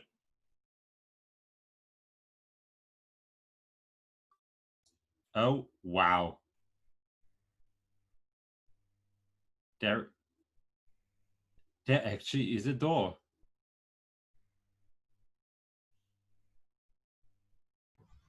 I can't believe it. That's not how the stories go. I think Harut remains silent. He's pleased to see that he was right, and now wants Vero to find his own reasons for going down there.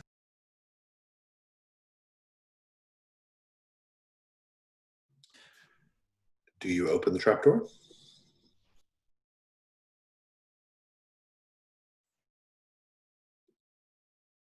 Well, Harud is leading at that point because I'm still a bit confused about a trapdoor where it shouldn't be. Come, Vero. We cannot leave this door unopened. Yeah, maybe you're right. And the treasure's here after all. At least that would save some time. But I truly wanted to meet the witch to find out more about what I actually am. If she is not under here, I will accompany you to find the witch. I too want to see her. Just for a different reason. Unspoken. Yeah, I can't see that, so I nod, smile, and just follow you down there. You go down a ladder. There's a ladder that goes down into the space. And I think I want to clarify something, maybe more for me than anything. But Harud, you believe you're looking for the heart of the witch that we had in Ring 1, right? And the vermin have indicated that witch is a palsy on the forest, right? That needs to be healed. Right. I think Harud believes that getting rid of that witch could, that vision of the peaceful forest that he experienced at the beginning of Ring 1 is the forest's natural state, or could be the forest's natural state if we were to remove this witch. I don't think he was following Vero because you know that you have to find the true heart, whatever that means, of the witch and destroy it to truly kill that witch in the first, right? Right, and that's become Harud's goal here, and he doesn't suspect there's more than one witch. And Vero, you believe there's another witch, possibly more witches, and that so you're just trying to find more evidence of them, or find them. Good. You both go down the ladder, and it ends in a circular room, quite unlike what you were expecting to find, I have to imagine. It's an exquisite room. The floor is a beautiful pink marble. There is gold and ivory inlay on the walls. In the center of the room, there is a table that is just a sort of, just a little small round table, say. All along the walls of this round room, the single circular wall, are little alcoves that are set in the wall. And inside each alcove is a head. The heads of women, the heads of young men, all beautiful. Atop the table, there is a bowl of fruit. This fruit is a type of fruit that is thought long extinct. You both have memories of it, of eating it as a young child. But then it is thought to have died off. But here's a bowl of these fruit on this little table in this beautiful, exquisite room with dozens and dozens of heads set in the wall. The eyes are closed and they're just silent. Harud, everything is in color. You can see in color again in this place.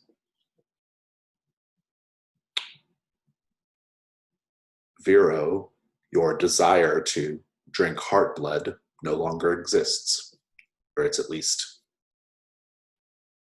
becalmed in this room.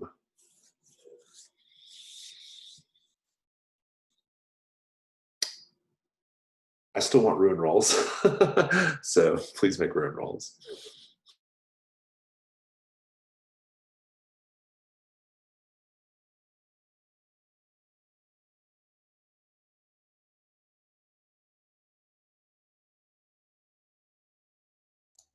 We're both good. I rolled a 2, yeah. Is it because you feel, how do you feel when you see this place? Like, what is it? This is this unusual place. I think it feels so familiar, and with you mentioning that memory, I think I have a memory about eating those exact same fruit at this exact same place when I was very young and I still had a mother. And I feel really calm, and I feel a feeling of belonging and being at home that I can't remember that I ever felt like that. How do you feel about the heads? And they're placed very like in their little nooks, like on little pedestals. There's no visible wound. They're just set on these little pedestals. And they look like they're sleeping.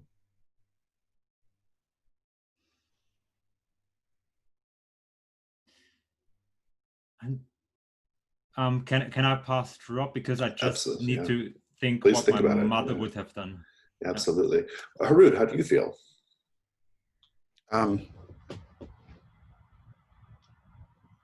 This feels like we're on the right track. This is disturbing, unnatural, and yet at once the fact that I can see clearly again shows me that we're looking in the right place. I want to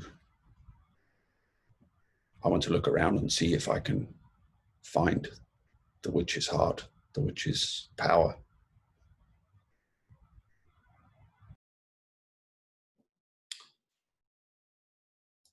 I think it's the fruit in the bowl. Do you eat some of it?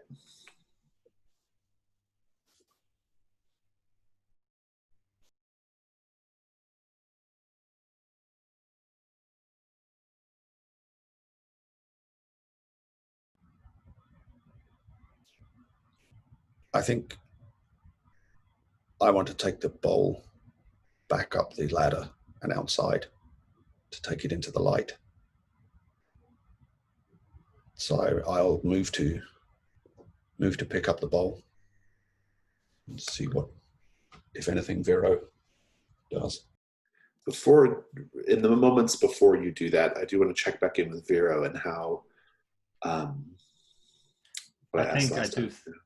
Yeah, I think I do something that is really disturbing to you, so maybe you won't go back up, because I remember, I have a clear idea of the memory I have where my mother is still alive.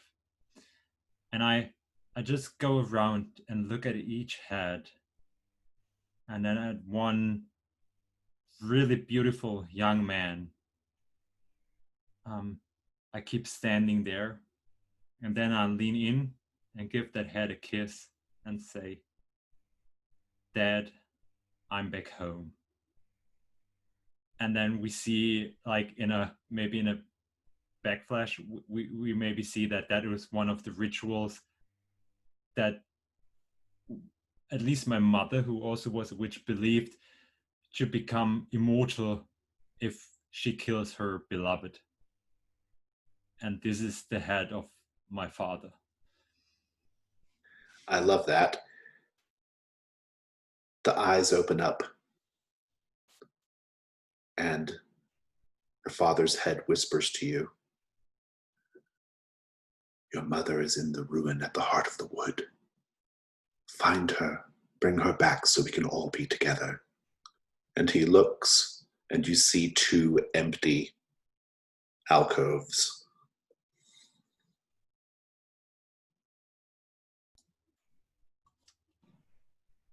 Harut, do you take the fruit still? Or are you going to take the fruit?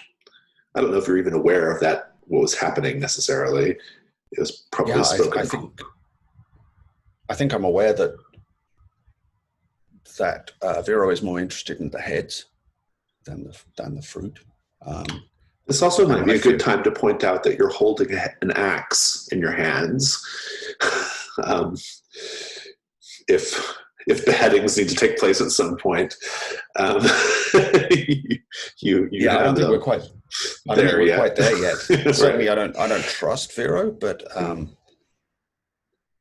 also I think that if I can destroy the heart of the witch, then Vero could be redeemed, could be saved from the course he's on. Perhaps. So, do you grab the fruit bowl? Yeah, I want to take the fruit bowl. As soon as the moment your fingertips touch it, every head wakes up and they cry out in unison, "You must not touch the heart!" And that's enough to provoke a ruin roll on you, Harud.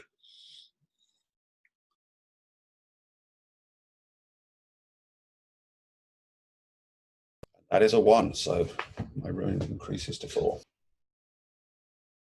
Oh no, it has to roll over. It has to roll over. I'm sorry. Yeah, my mistake. Yeah, so you're still good as far as that goes. What do you do though once they snap awake and they say this in unison? I think that redoubles my your conviction that I'm doing the right thing. You grab it.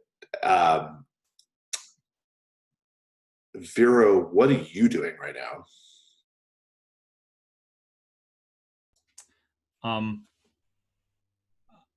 I'm really calm, because a lot about this place is feeling really right. But I'm surprised Harud wants to take the heart, so I'm just grabbing his arm. I'm real gentle about it. I'm real calm.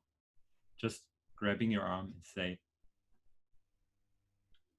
This is not yours to take. You can't imagine what you will bring upon this forest if you betrayed the witches. No one will make it out alive, and I fear that the whole country will be burning. Also, do you see those heads? These are the heads of those who betrayed the witches. Don't you see the witch is what is bringing the darkness to this forest? Don't you see that these heads are the heads of the witch's victims? I am a witch. How am I bringing darkness upon this forest? You have been a beast, and people told the same stories about you. Do not believe those poor people that just don't know better. It's their false gods that try to make you believe that we are wrong. But I'm telling you now, we are the blessed. We are the most pure children this forest has ever had. And we are here to learn about the treasure the forest itself is.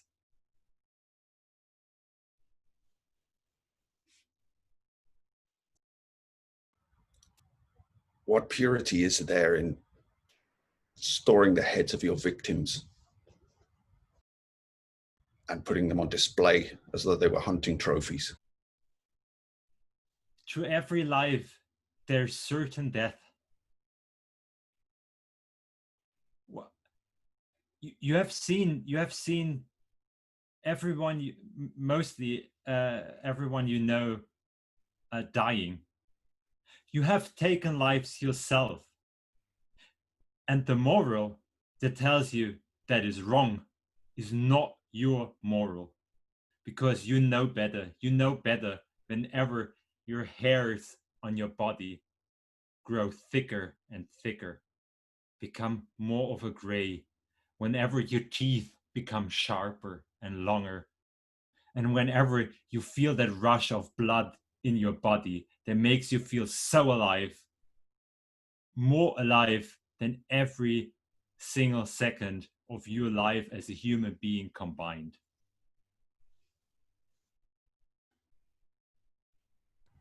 Yes, I've killed, but I do not revel in it. And I don't wish to kill anymore. And I think with that, with the bowl clutched under one arm and the axe held clumsily in the other hand, not very effectively because it really needs two hands to wield properly, I start to back toward the ladder. And I think the head of your father, Vera, whispers to you,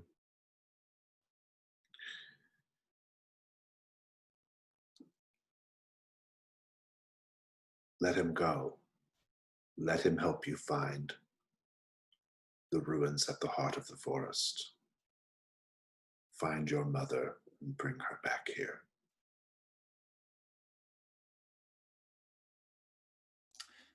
I'm really confused because I thought I would know what to do, and now my father is telling me differently. So I'm like, I'm sorry. I still don't know all of what's going on here, but sure, I'll bring mother back.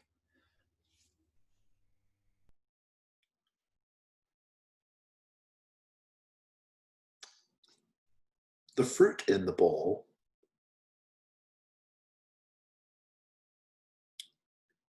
like I said, it's a fruit that is thought long dead. And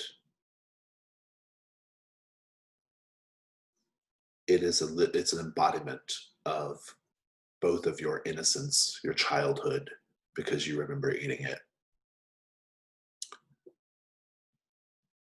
What do you do with the fruit once you go back topside out of this strange room? Do you discard it? Do you eat any of it? Do you bury it somewhere else? What do you do with it? I think my only plan is to bring it up into the light, place it on the ground, away from the shadows of the trees, and hope that the stories I've heard are true, that this is enough. Stories were perhaps figurative because nothing is happening upon setting the fruit in the light.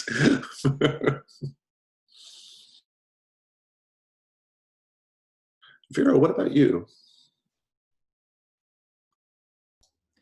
Yeah, I'm still confused because I was so certain I would know the truth, and I clearly don't. And I have no clue what's happening, what Harut's motives are, what he's doing. So I just do what my dad says, wait for him to lead and bring back my mother.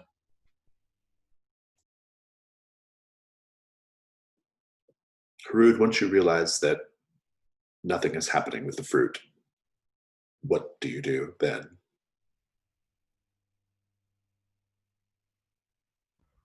I think time starts to drag on. I don't want to believe that this didn't work. I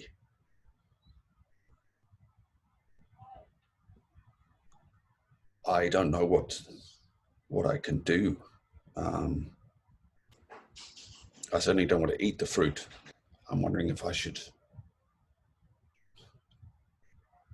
destroy it, or I should burn it, or I should take it to the heart of the forest, or perhaps. I'd point out to you both that you both have rituals that may be of some use here, at least in terms of clarifying what, I mean, like the summon ritual could be of interest, drawing a known person to you, Vero. Perhaps inhabiting something would be good here, Harud. These are very, very powerful things to invoke, but maybe this is the kind of situation that requires that kind of power right now, Who knows? I was almost thinking that the vermin that had led me to this place, or led me to believe that this was where the witch's power lay. I want to seek clarification from them in understanding what it is that I've found and what I need to do with it. Why did they leave me here if not to destroy the witch's influence? So I think I'd like to invoke my swarm ritual and speak to those creatures. Mario, what could go wrong?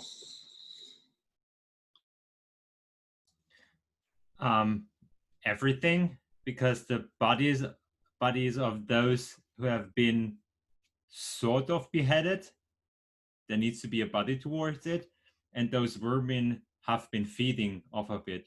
So who knows if the vermins aren't corrupted themselves and just telling Harud lies, maybe the will of the witches or something. I like that. I like the idea of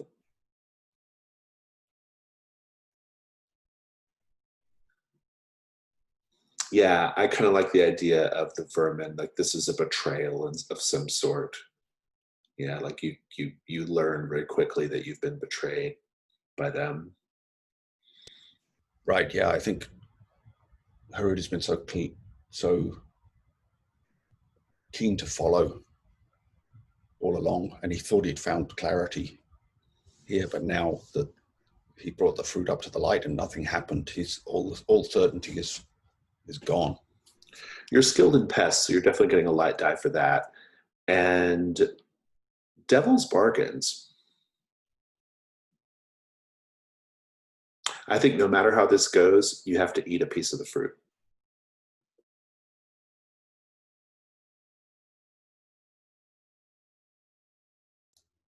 Yeah, I'm leaning towards the same way, because I think if the vermin are corrupted, they want to be swallowed, and they want to become part of Harut.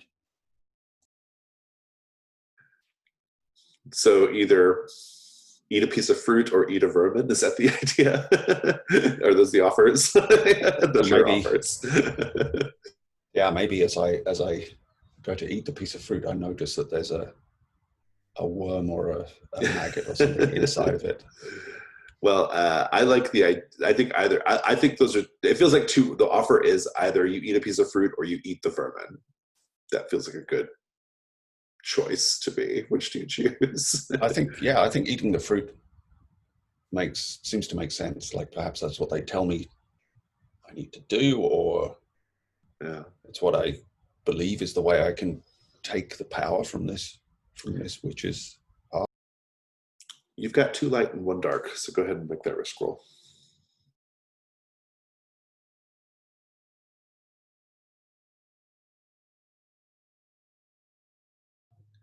I rolled a 2 light. 2 light. So, would you like to add a dark die to avoid the failure? I think I have to. Yeah, I think Harut is definitely looking for certainty in this situation. Yeah. So. 2 light, 2 dark.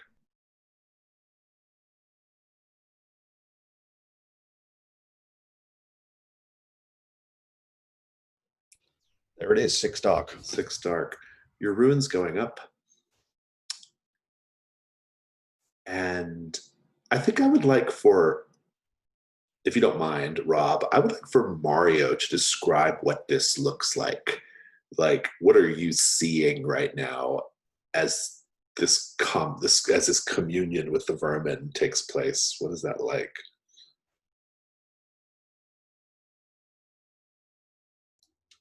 I mean, I can't understand the vermin, but them crawling all over Harut's body does tell me something. And I sort of feel their spirit, because there's just this odd connection between witchcraft and everything, and myself, basically. So I think they're just like, it's just like some sort of dance on top of Harut's body, and then he eats like this piece of fruit, and the vermin just they go crazy, and they're like becoming really ecstatic.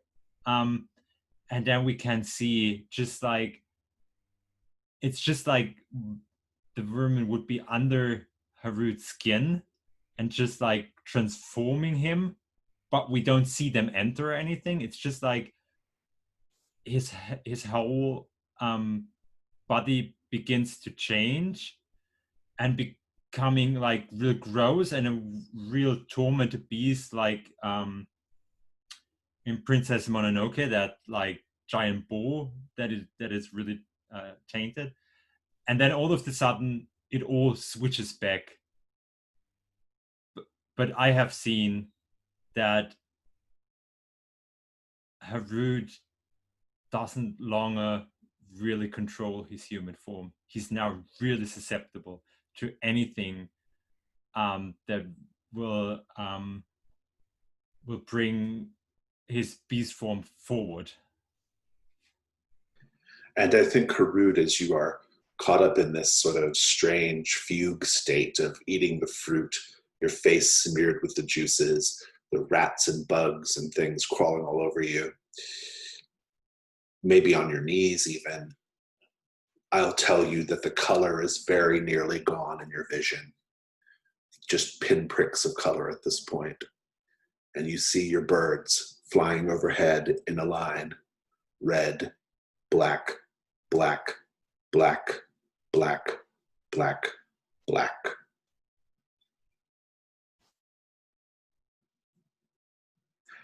The smell of the fruit, Vero.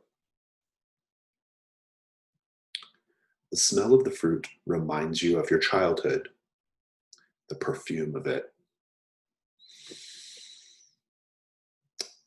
Tell me, what fond memory of your childhood does it provoke?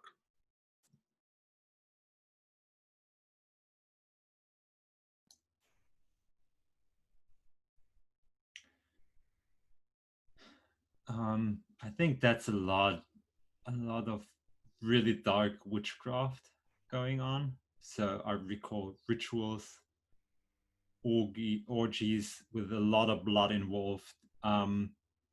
Maybe even the beheading of my father. This is the pleasant memory.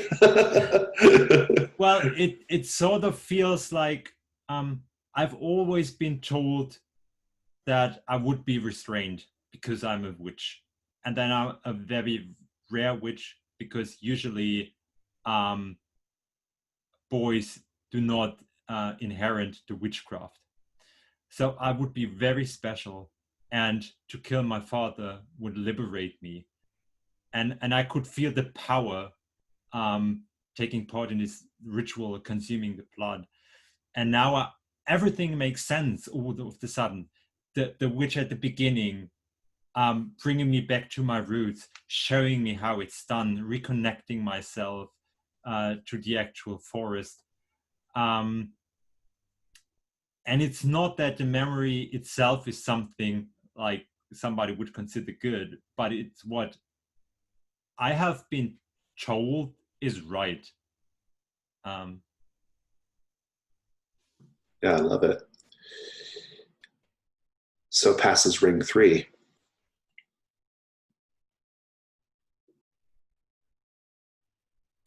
Let's just go straight to ring 4.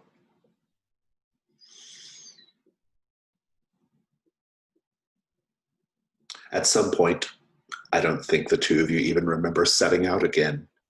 You just find yourself walking deeper into the wood. You hear the song, this child singing this sad but beautiful song, and it's getting louder and louder. You start to see ancient evidence of violence, old dried up skeletons, rib bones, things like that. The faces in the trees, or the trees are starting to, I should say, the knots, the sort of like bark of the tree is starting to look like faces, twisted in agony. The branches seem to be pointing, but in the opposite direction that you're walking.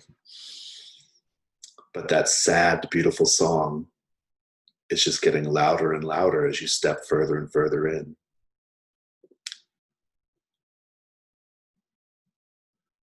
The color is completely gone, Harud. Your little birds fly overhead, and they're all black, one after the other. And eventually, you arrive at a threshold. You can see it.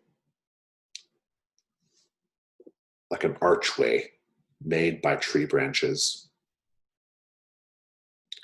And to you, Harud, it looks like stepping past the threshold into the clearing that it leads to. There's color. You see black and white, but then you see color across the threshold. Vero, upon seeing the threshold, you hear the steady beating of a heart. Bump, bump, bump, bump.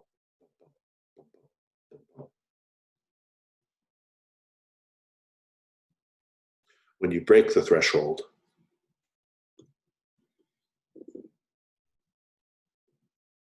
sad song, very loud now in your ears. It's a riot of color. You're in a clearing. There's tall blades of grass. They are a vivid emerald green for both of you. There is a canopy of trees lining this space, or the tree branches, or the trees that sort of line this circuit, this sort of clearing that you stepped into. The leaves are bright, bright green. There are vivid red flowers dotted here and there. And facing you down, is a tall ungulate, like a stag or a moose, something like that, but not like one you've ever seen before. It is massive for starters. I think your head, top of your head is like where its neck begins. It is a vivid green color. It's covered in a sort of shaggy, faintly glowing green moss. Its hooves are stained with fresh, wet blood. Its antlers are like emeralds. They're so vivid and so green. And this beast raises its head upon seeing you. And as it opens its mouth, you can tell that that's where the singing is coming from. The beast is singing in the voice of the child. And you hear the beating of that heart, Vero. And as the creature sings and as the heartbeat thumps, gouts of red blood just spill out of the creature's mouth, dribble to the ground, stain the green grass red. And then that flock of birds flies overhead, Harud, and they nest in the antlers of the creature as they land one by one. Red, red, red, red, red, red. The creature drops its antlers and charges. Harud, what do you do? I'll remind you in Trophy Gold, you cannot do combat with monsters, so except to escape. Yeah, I think Harud has been in a daze since his failure at the witch's. Also, his ruin failure rolls, to destroy please. the witch's heart. Just get some ruin rolls in before we go any further. Sorry.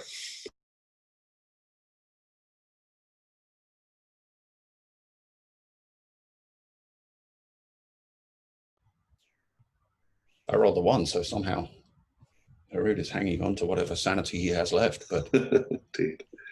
I think I had a 6. You're at 5 now, huh, Vero? Sorry, continue, Rob.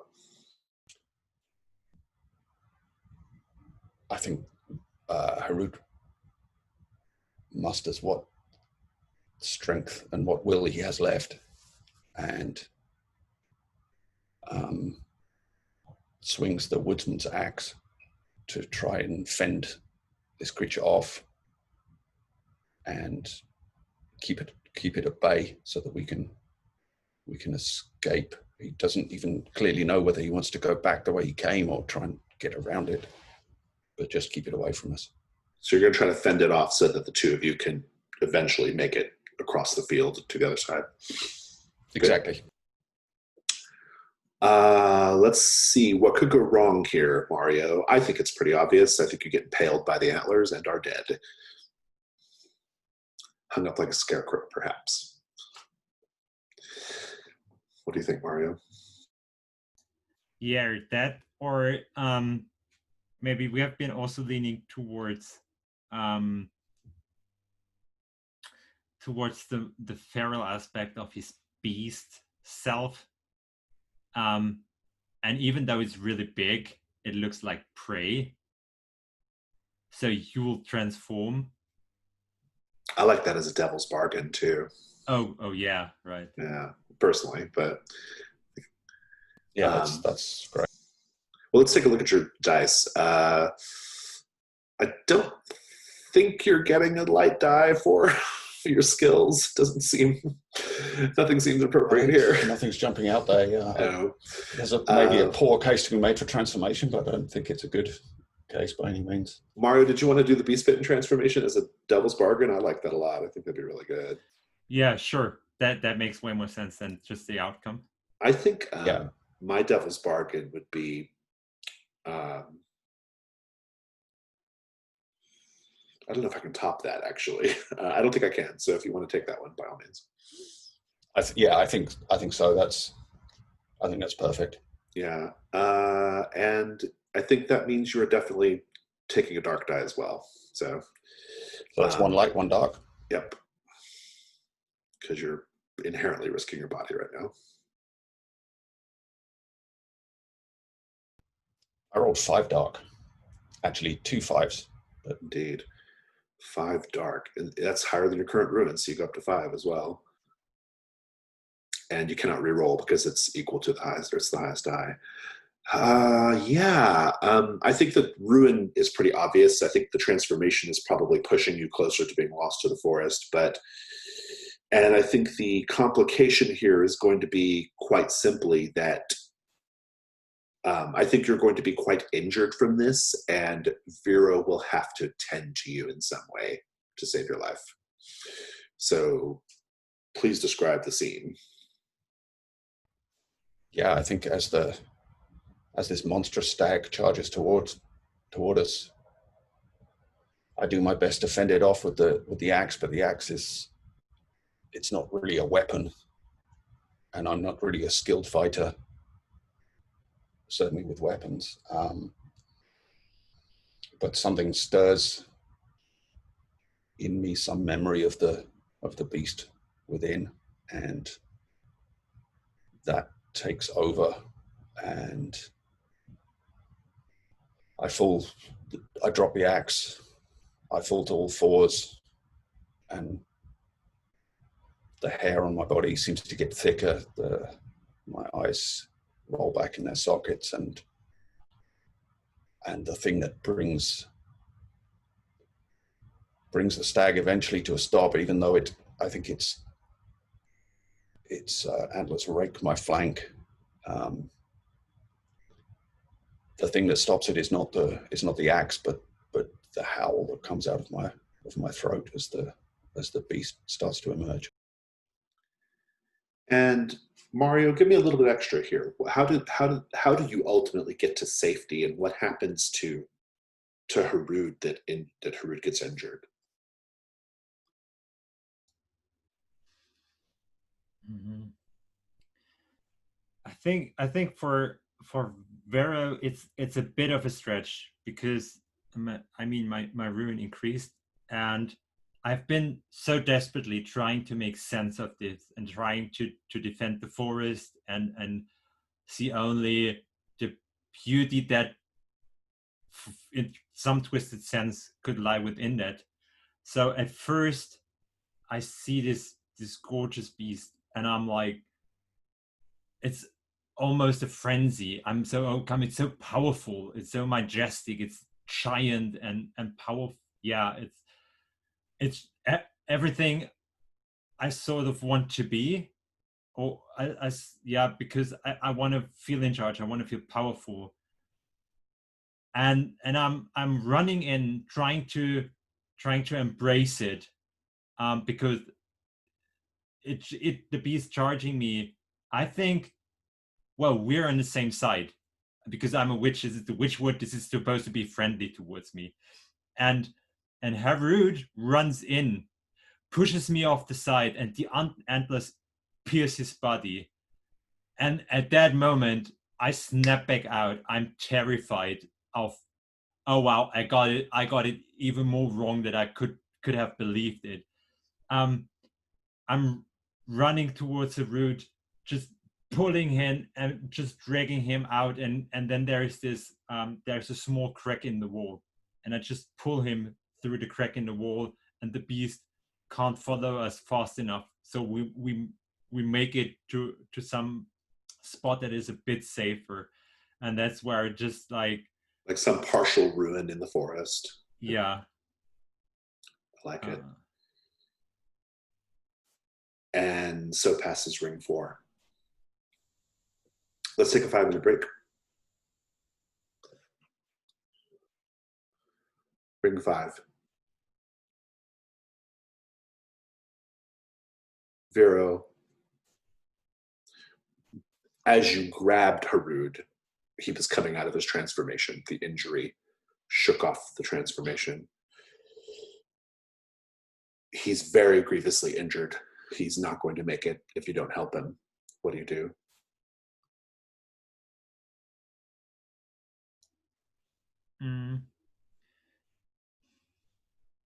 the way I understand the healing of witchcraft is just supporting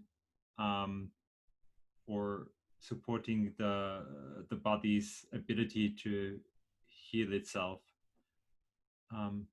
So I think the most important aspect of trying to help him to recover is make him feel like home, make him feel safe. Therefore, I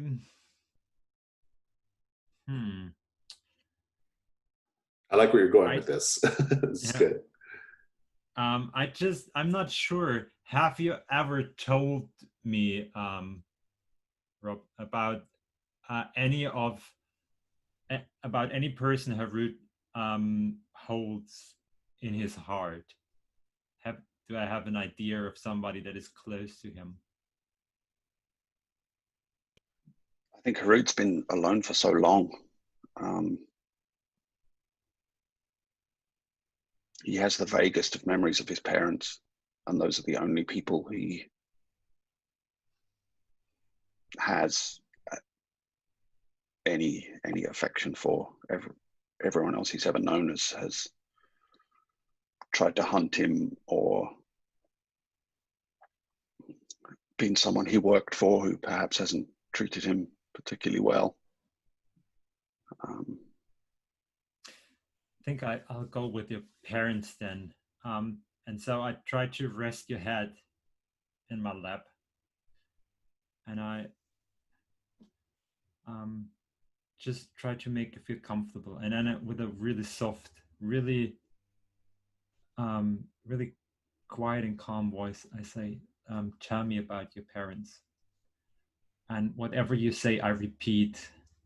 And I try to channel that energy and that memory of your parents, and try to call upon your parents' spirits, and try to make you feel at home. So maybe even with if I manage to call upon the spirits, maybe there's even the picture of your childhood home coming with the spirits.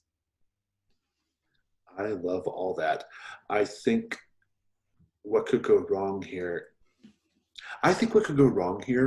is the magic is so powerful that the two of you are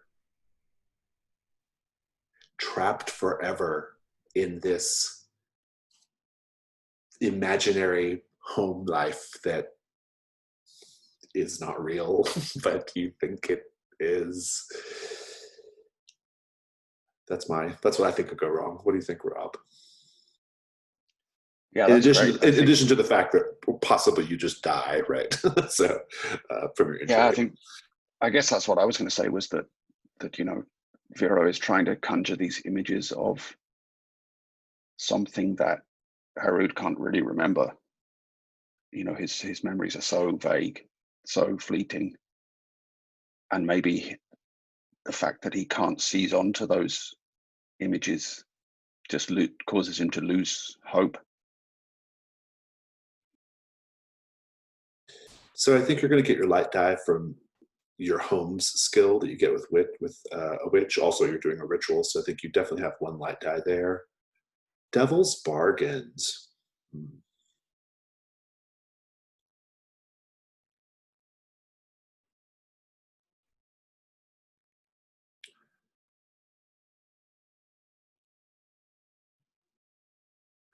I think no matter what,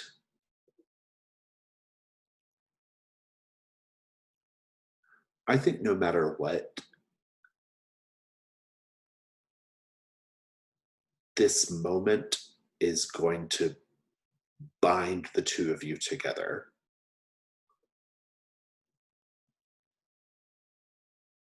Possibly forever.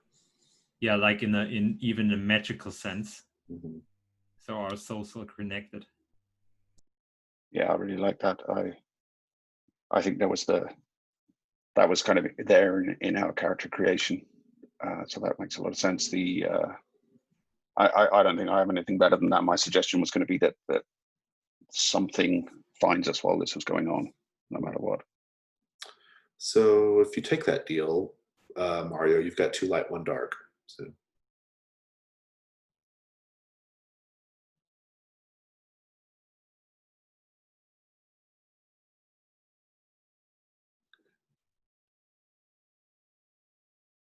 it looks like 6 light.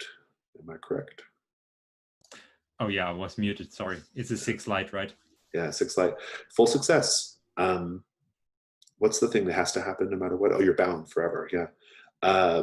Full success. What does this look like? Give us a scene.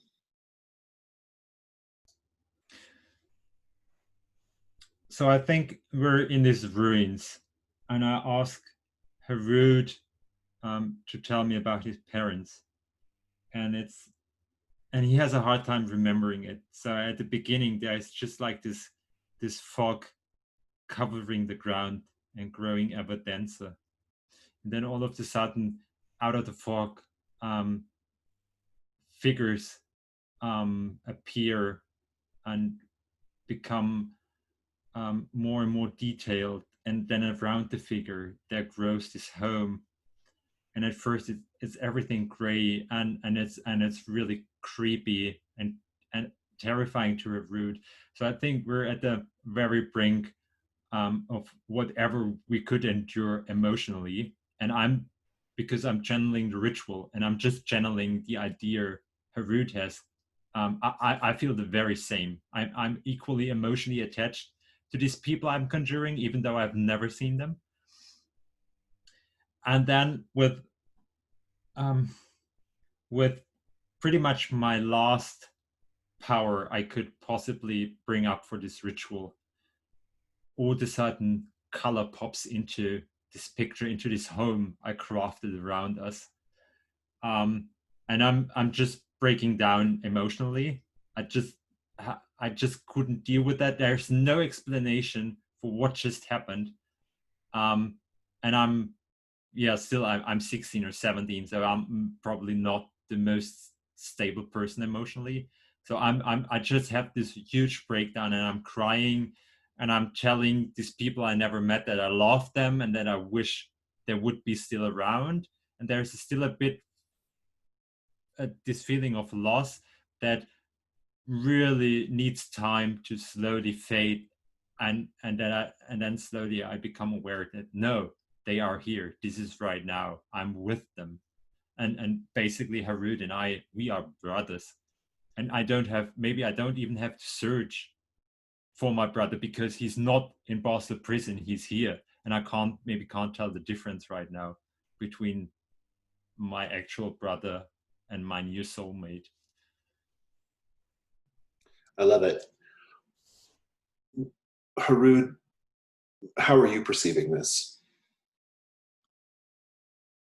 I think I felt so lost since failing to remove the witch's influence. And now Vera has saved me for the second time.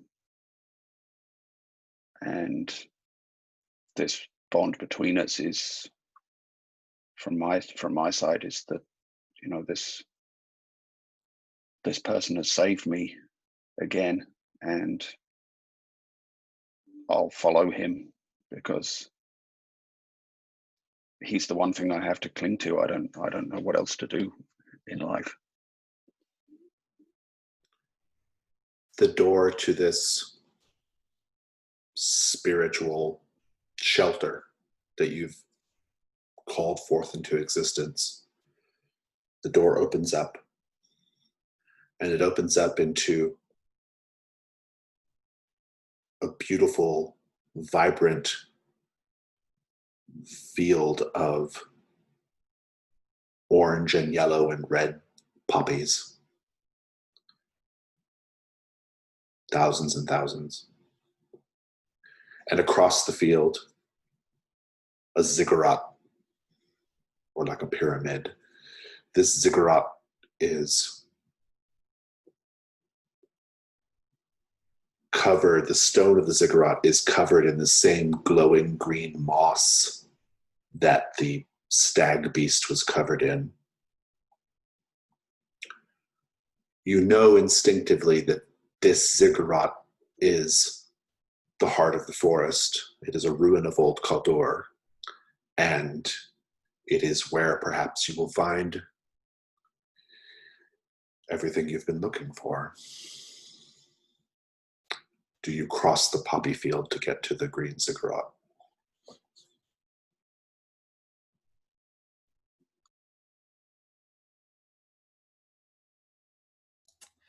I think the question is, are we still pursuing our initial goals?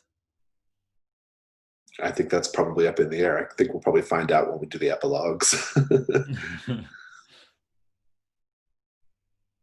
Yeah, then I ask you, Rob, are we doing this like together? Because think so, I yeah. can't see myself. Okay. Yeah, I think Harud is, any notion of will or intent on his part is almost gone. But he will, if this is where we're heading, he will try to go there with you. Okay. So we cross the field together then. And you find time has no meaning. You just find yourself at the entrance to the ziggurat. And if you go inside, you are in a labyrinth of short or low, close passages. Again, the interior walls covered in this glowing green moss. So you have to imagine the space of you're just in this dark space, just illuminated by this green moss that glows. And you're just, maybe you don't even know where you're going, which way you're going. And you both hear a voice. You recognize the voice, or at least Vero does. I don't know if Harud does, but it's a man's voice. Vero, it's the voice of the man that you were previously calling your brother, the man in Barcel prison. And he says to you, and you both hear the same thing. He says,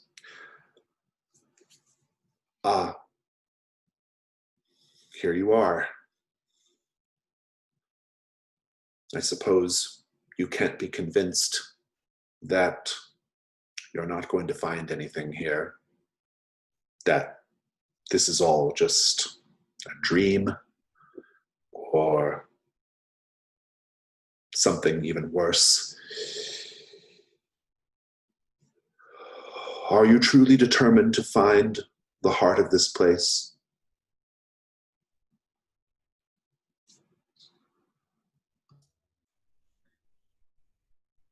And all of a sudden, I remembered that there's another brother. And I'm glad he's with us. And then I'm like, well, brother, if you are here, I've accomplished anything I came for.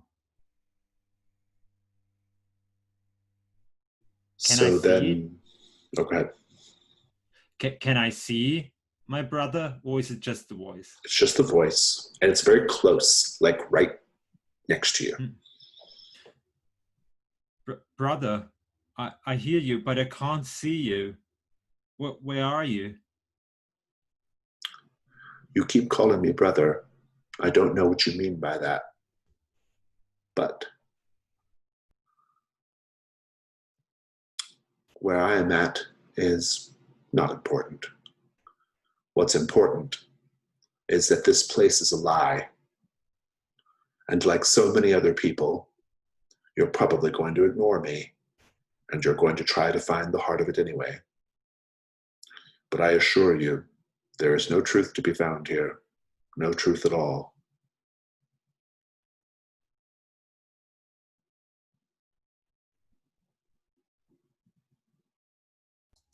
Okay, then I'll turn to Harud, make sure he heard the same thing, and then I just start laughing, because what we just experienced is beyond anything that could be categorized in truth or lie. That was just beyond everything. So I'm laughing at the voice that is trying to persuade me.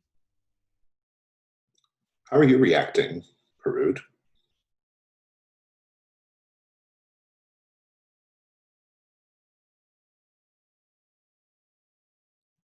I think I don't find it hard to believe that this is a lie or an illusion, but I'm so lost now that I'm past any concern. Let's have ruin rolls for you both.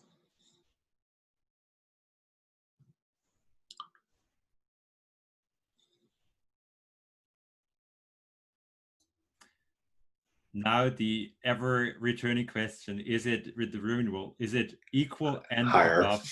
Higher. It's got to be higher. Yeah. Famously, it is higher. I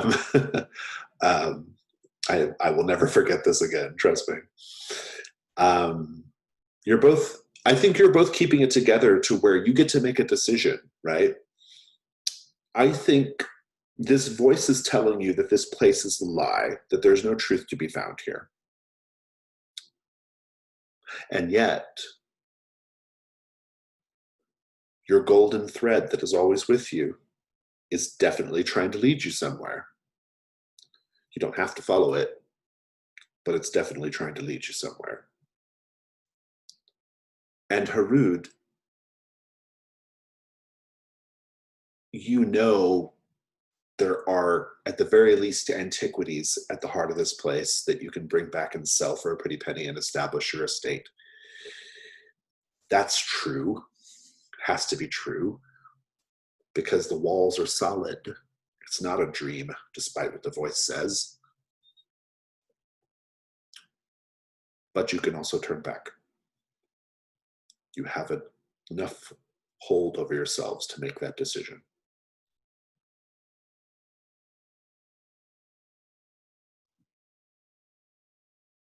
I think I look at Vera and there's kind of an unspoken communication, and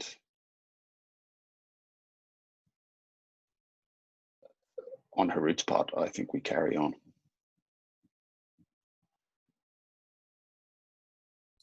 Yeah, I don't think that we actually do need any more communication. I think it's just like we just could sense whatever the other is feeling. And I'm quite torn because now I've been remembered about my brother in the prison. And I hear him, but I can't see him. And the voice even says, it's not my brother. On the other hand, I found a home here. But then again, I found a home because I found another brother. So what does home mean if my other brother is not with me? I think we continue and go for the treasures because I need to free him.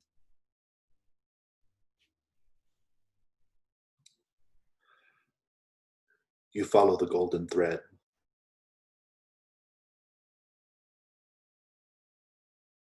And the golden thread leads to another choice. In the heart of the ziggurat, atop a raised altar-like space, there are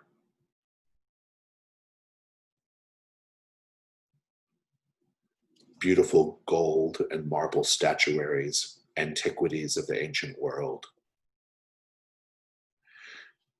And there is also a woman sitting on a glowing green throne. She is too far away to be identified, but she is sitting on the throne, seemingly asleep, or in any case, she doesn't react to your presence. That's one way. and another way off to the side. You almost miss it if you're not paying close attention. There's a room closed off by a heavy purple curtain.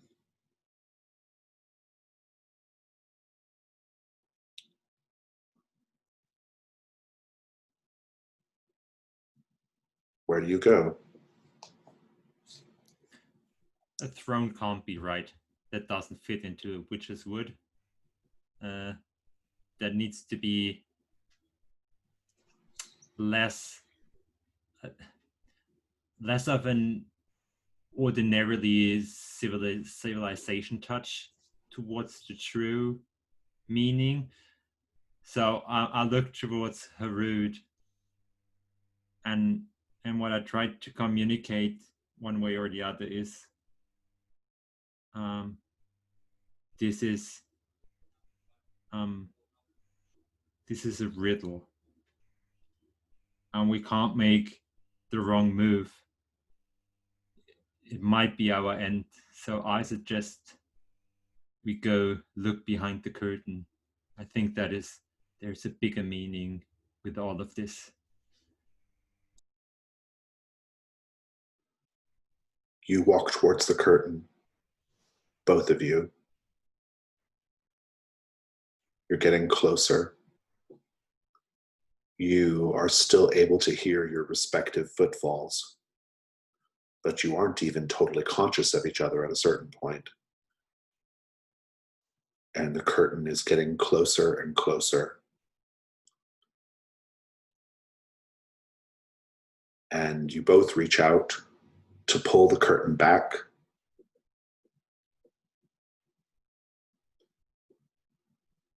And I think we'll just go to epilogue at that point. Think for a minute. Your epilogue should implicate yourself. If you do talk about the other character, make sure you leave room for the other player to do what they want to do in their epilogue. But think about your character's future. Where do we see them? Or even the world. How is the world different because of your actions here in the Witchwood? Just show us something in the future. And think about it for a moment. And whenever whoever's ready first, please just begin.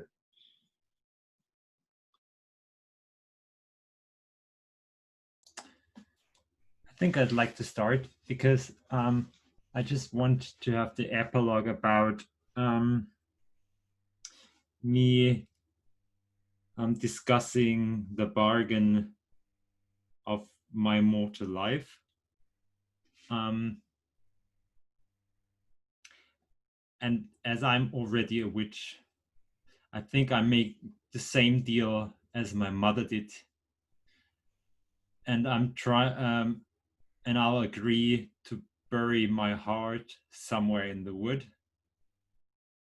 That gives me a couple more years, maybe 66 more years to roam the world of the living, of the mortal. And then I have to return and become part of the forest. I think that is inevitably at this point. I can't break that connection anymore. But I think those 66 more years will maybe be enough to find some way to free my brother from prison. And I think I'm curious. I'll just leave it to Rob if Vero and Harud continue being friends now with the whole soulmate thing. I think I'll let you choose that.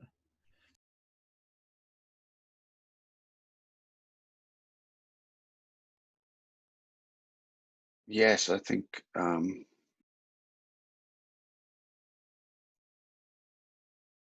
there's no way for us to be separated, really. Although Harut has no desire to accompany you back to to Fort Durin and Basel prison. There's always a place for you. I think what we see of Harud is a simple log cottage. It looks like he maybe built it himself, standing in a field. The sun shining down on it. There are crops growing around it, but as the camera pulls back above, we see that the Caldor forest is encroaching on this space, and the dark trees are growing out ever closer to this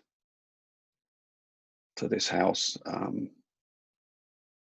And as night falls, the man walks back inside the cottage from the field, and a few moments later, the beast emerges and runs off into the forest.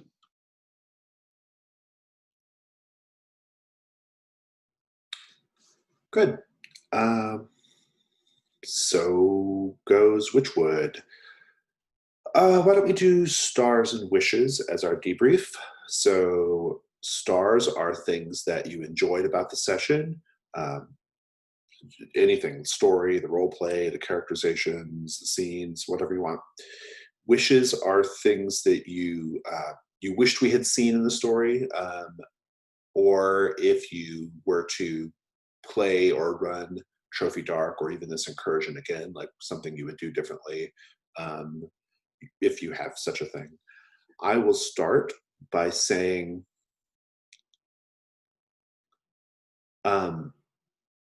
stars for the emotion of the story. It was a very, very emotional story for me. I got to enjoy it kind of as an audience member in many cases. And I felt a very like powerful, like emotional. I had a very powerful emotional response to what was going on, particularly like in Ring 4 and 5. So stars there. Star for, I thought just in general, you both did a great job with your characters and playing your characters and finding some sort of truth for these characters. I thought that was really great. And I guess just a star for the story we told was great. And it was so rich with symbolism, but also very rich with like unanswered questions, like intriguing questions. And I really just, that kind of goes into my wishes, which is there's a part of me as this sort of person enjoying the story who wants to know like exactly what was going on in the room of heads, exactly what was going on at the heart of the ziggurat. Like, obviously I'd love to know what was behind the curtain. But all those things are there, but it doesn't, but I say that just as a sort of like, that actually like increases my enjoyment of the overall experience because there were these sort of like, tantalizing vagaries in the story, which I thought were great. So yeah, I thought the story was wonderful. It was just, it was really, really fun. Those are my stars and wishes. Whoever wants to go next. Yeah, I really enjoyed this. I think it felt like we latched onto something really great at the beginning, just when we collaborated on our characters, how our characters knew each other. That was kind of the seed of some really interesting dynamics there. I really enjoyed that. You know, going into a game of Trophy Gold, you kind of imagine your character is on a dark path, and obviously to some extent they are, but I really enjoyed that kind of tension between the innocence and the monstrousness in my character, and the way we were kind of on opposite trajectories. You know, Harud was trying to leave his bestial nature behind and become more human, and Vera was going in the opposite direction, trying to discover the kind of route into power and darkness. That was really interesting, I thought, and I loved some of the early details, like your idea about the golden thread that was always present with you. I thought that was a really nice touch, and yeah, I suddenly picked up on that. I suddenly recalled that we were on something of a Wizard of Oz journey at the end with the detail of the scarecrow, and the curtain, and it kind of occurred to me that my character was the scarecrow. Yeah, the Wizard of Oz details were very thick throughout. The rainbow birds, the idea of rainbows in Wizard of Oz is very important. The Tin Woodsman wanting a heart is a big part of the story. Just the idea of you being a beast, right? Like the Cowardly Lion and the Beast is a whole thing. The black and white is one, because there's the whole Judy Garland is in a black and white before she becomes before it becomes full color. There's just tons of it. The Munchkin, the witch, the legs sticking out from the boulder. It's just, if you go back and watch the movie, you'll see all of it. Even the heads, which is not in the incursion, I added that. But that's a Return to Oz thing, because in the movie Return to Oz, Princess Mombi has all those heads in the room. That character is called something different in the books. I can't recall, but in any case, yeah. The subtle one is the stag having blood red hooves was supposed to be like the ruby slippers. So just and of course we imagine the stag was singing somewhere over the rainbow. So yeah, the very, very thick references, which I know the viewers of the video will definitely pick up on. So that's exciting. Sorry, I interrupted you though. So no, I think I was about done. I was, in terms of wishes, I don't know. I kind of struggled to come up with something where Mario said that I should take the lead on, what becomes of our characters together.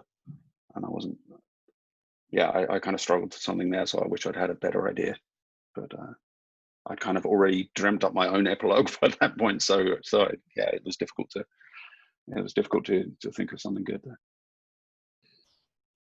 Thank you. Mario, any stars or wishes? With the stars, it was so wonderful because this is just the part of the horror that plays into it. I obviously did like some digging into like this whole primitivism and anarcho-primitivism literature, and I always brought this up, like that our feral selves would be our true selves, and that always needs people leaning into it, and I need somebody that is antagonistic towards that, and that worked out so fine. I always could lean heavier into it, and that just drove us further away, even though our drive was to grow closer together. And that is just, I think the psychological part of horror is just something that is really interesting but hard to discover throughout a game, because like describing gross images is fun and really helps the story, but I enjoy it more if there's an emotional trauma involved. And I think therefore, like, I think my favorite scene was just the one where Harut almost died, and then I had to come up with something that was so contrary before we came into that last final step that was so dark. And that's just something where I also have to give a star towards the Gauntlet community, because bringing that philosophical aspect into play is something I learned from Garrett. And leaning into the really gross aspect is something I learned from actually from the Dungeon World actual plays, Jason ran for Garrett and a couple other, when Garrett was really touchy all the time. We Hunt the Keepers. That was a exactly. That's a blast from the past. Yeah. But that's something I think I drew a lot of energy and spirit for pretty much every Trophy Dark I played so far. Awesome. Any wishes, or we? I had one, but it wasn't important enough. That's so I okay. forgot about Yeah, it. it's no worries. No worries. Well, thank you both for sharing that, and I'm gonna end the recording. So if you're watching the video, we hope you enjoyed this. This was a very, very powerful psychological horror sort of scenario, so that worked out great. Like I said, check out those show notes if you want to learn more about the game or pick up this incursion.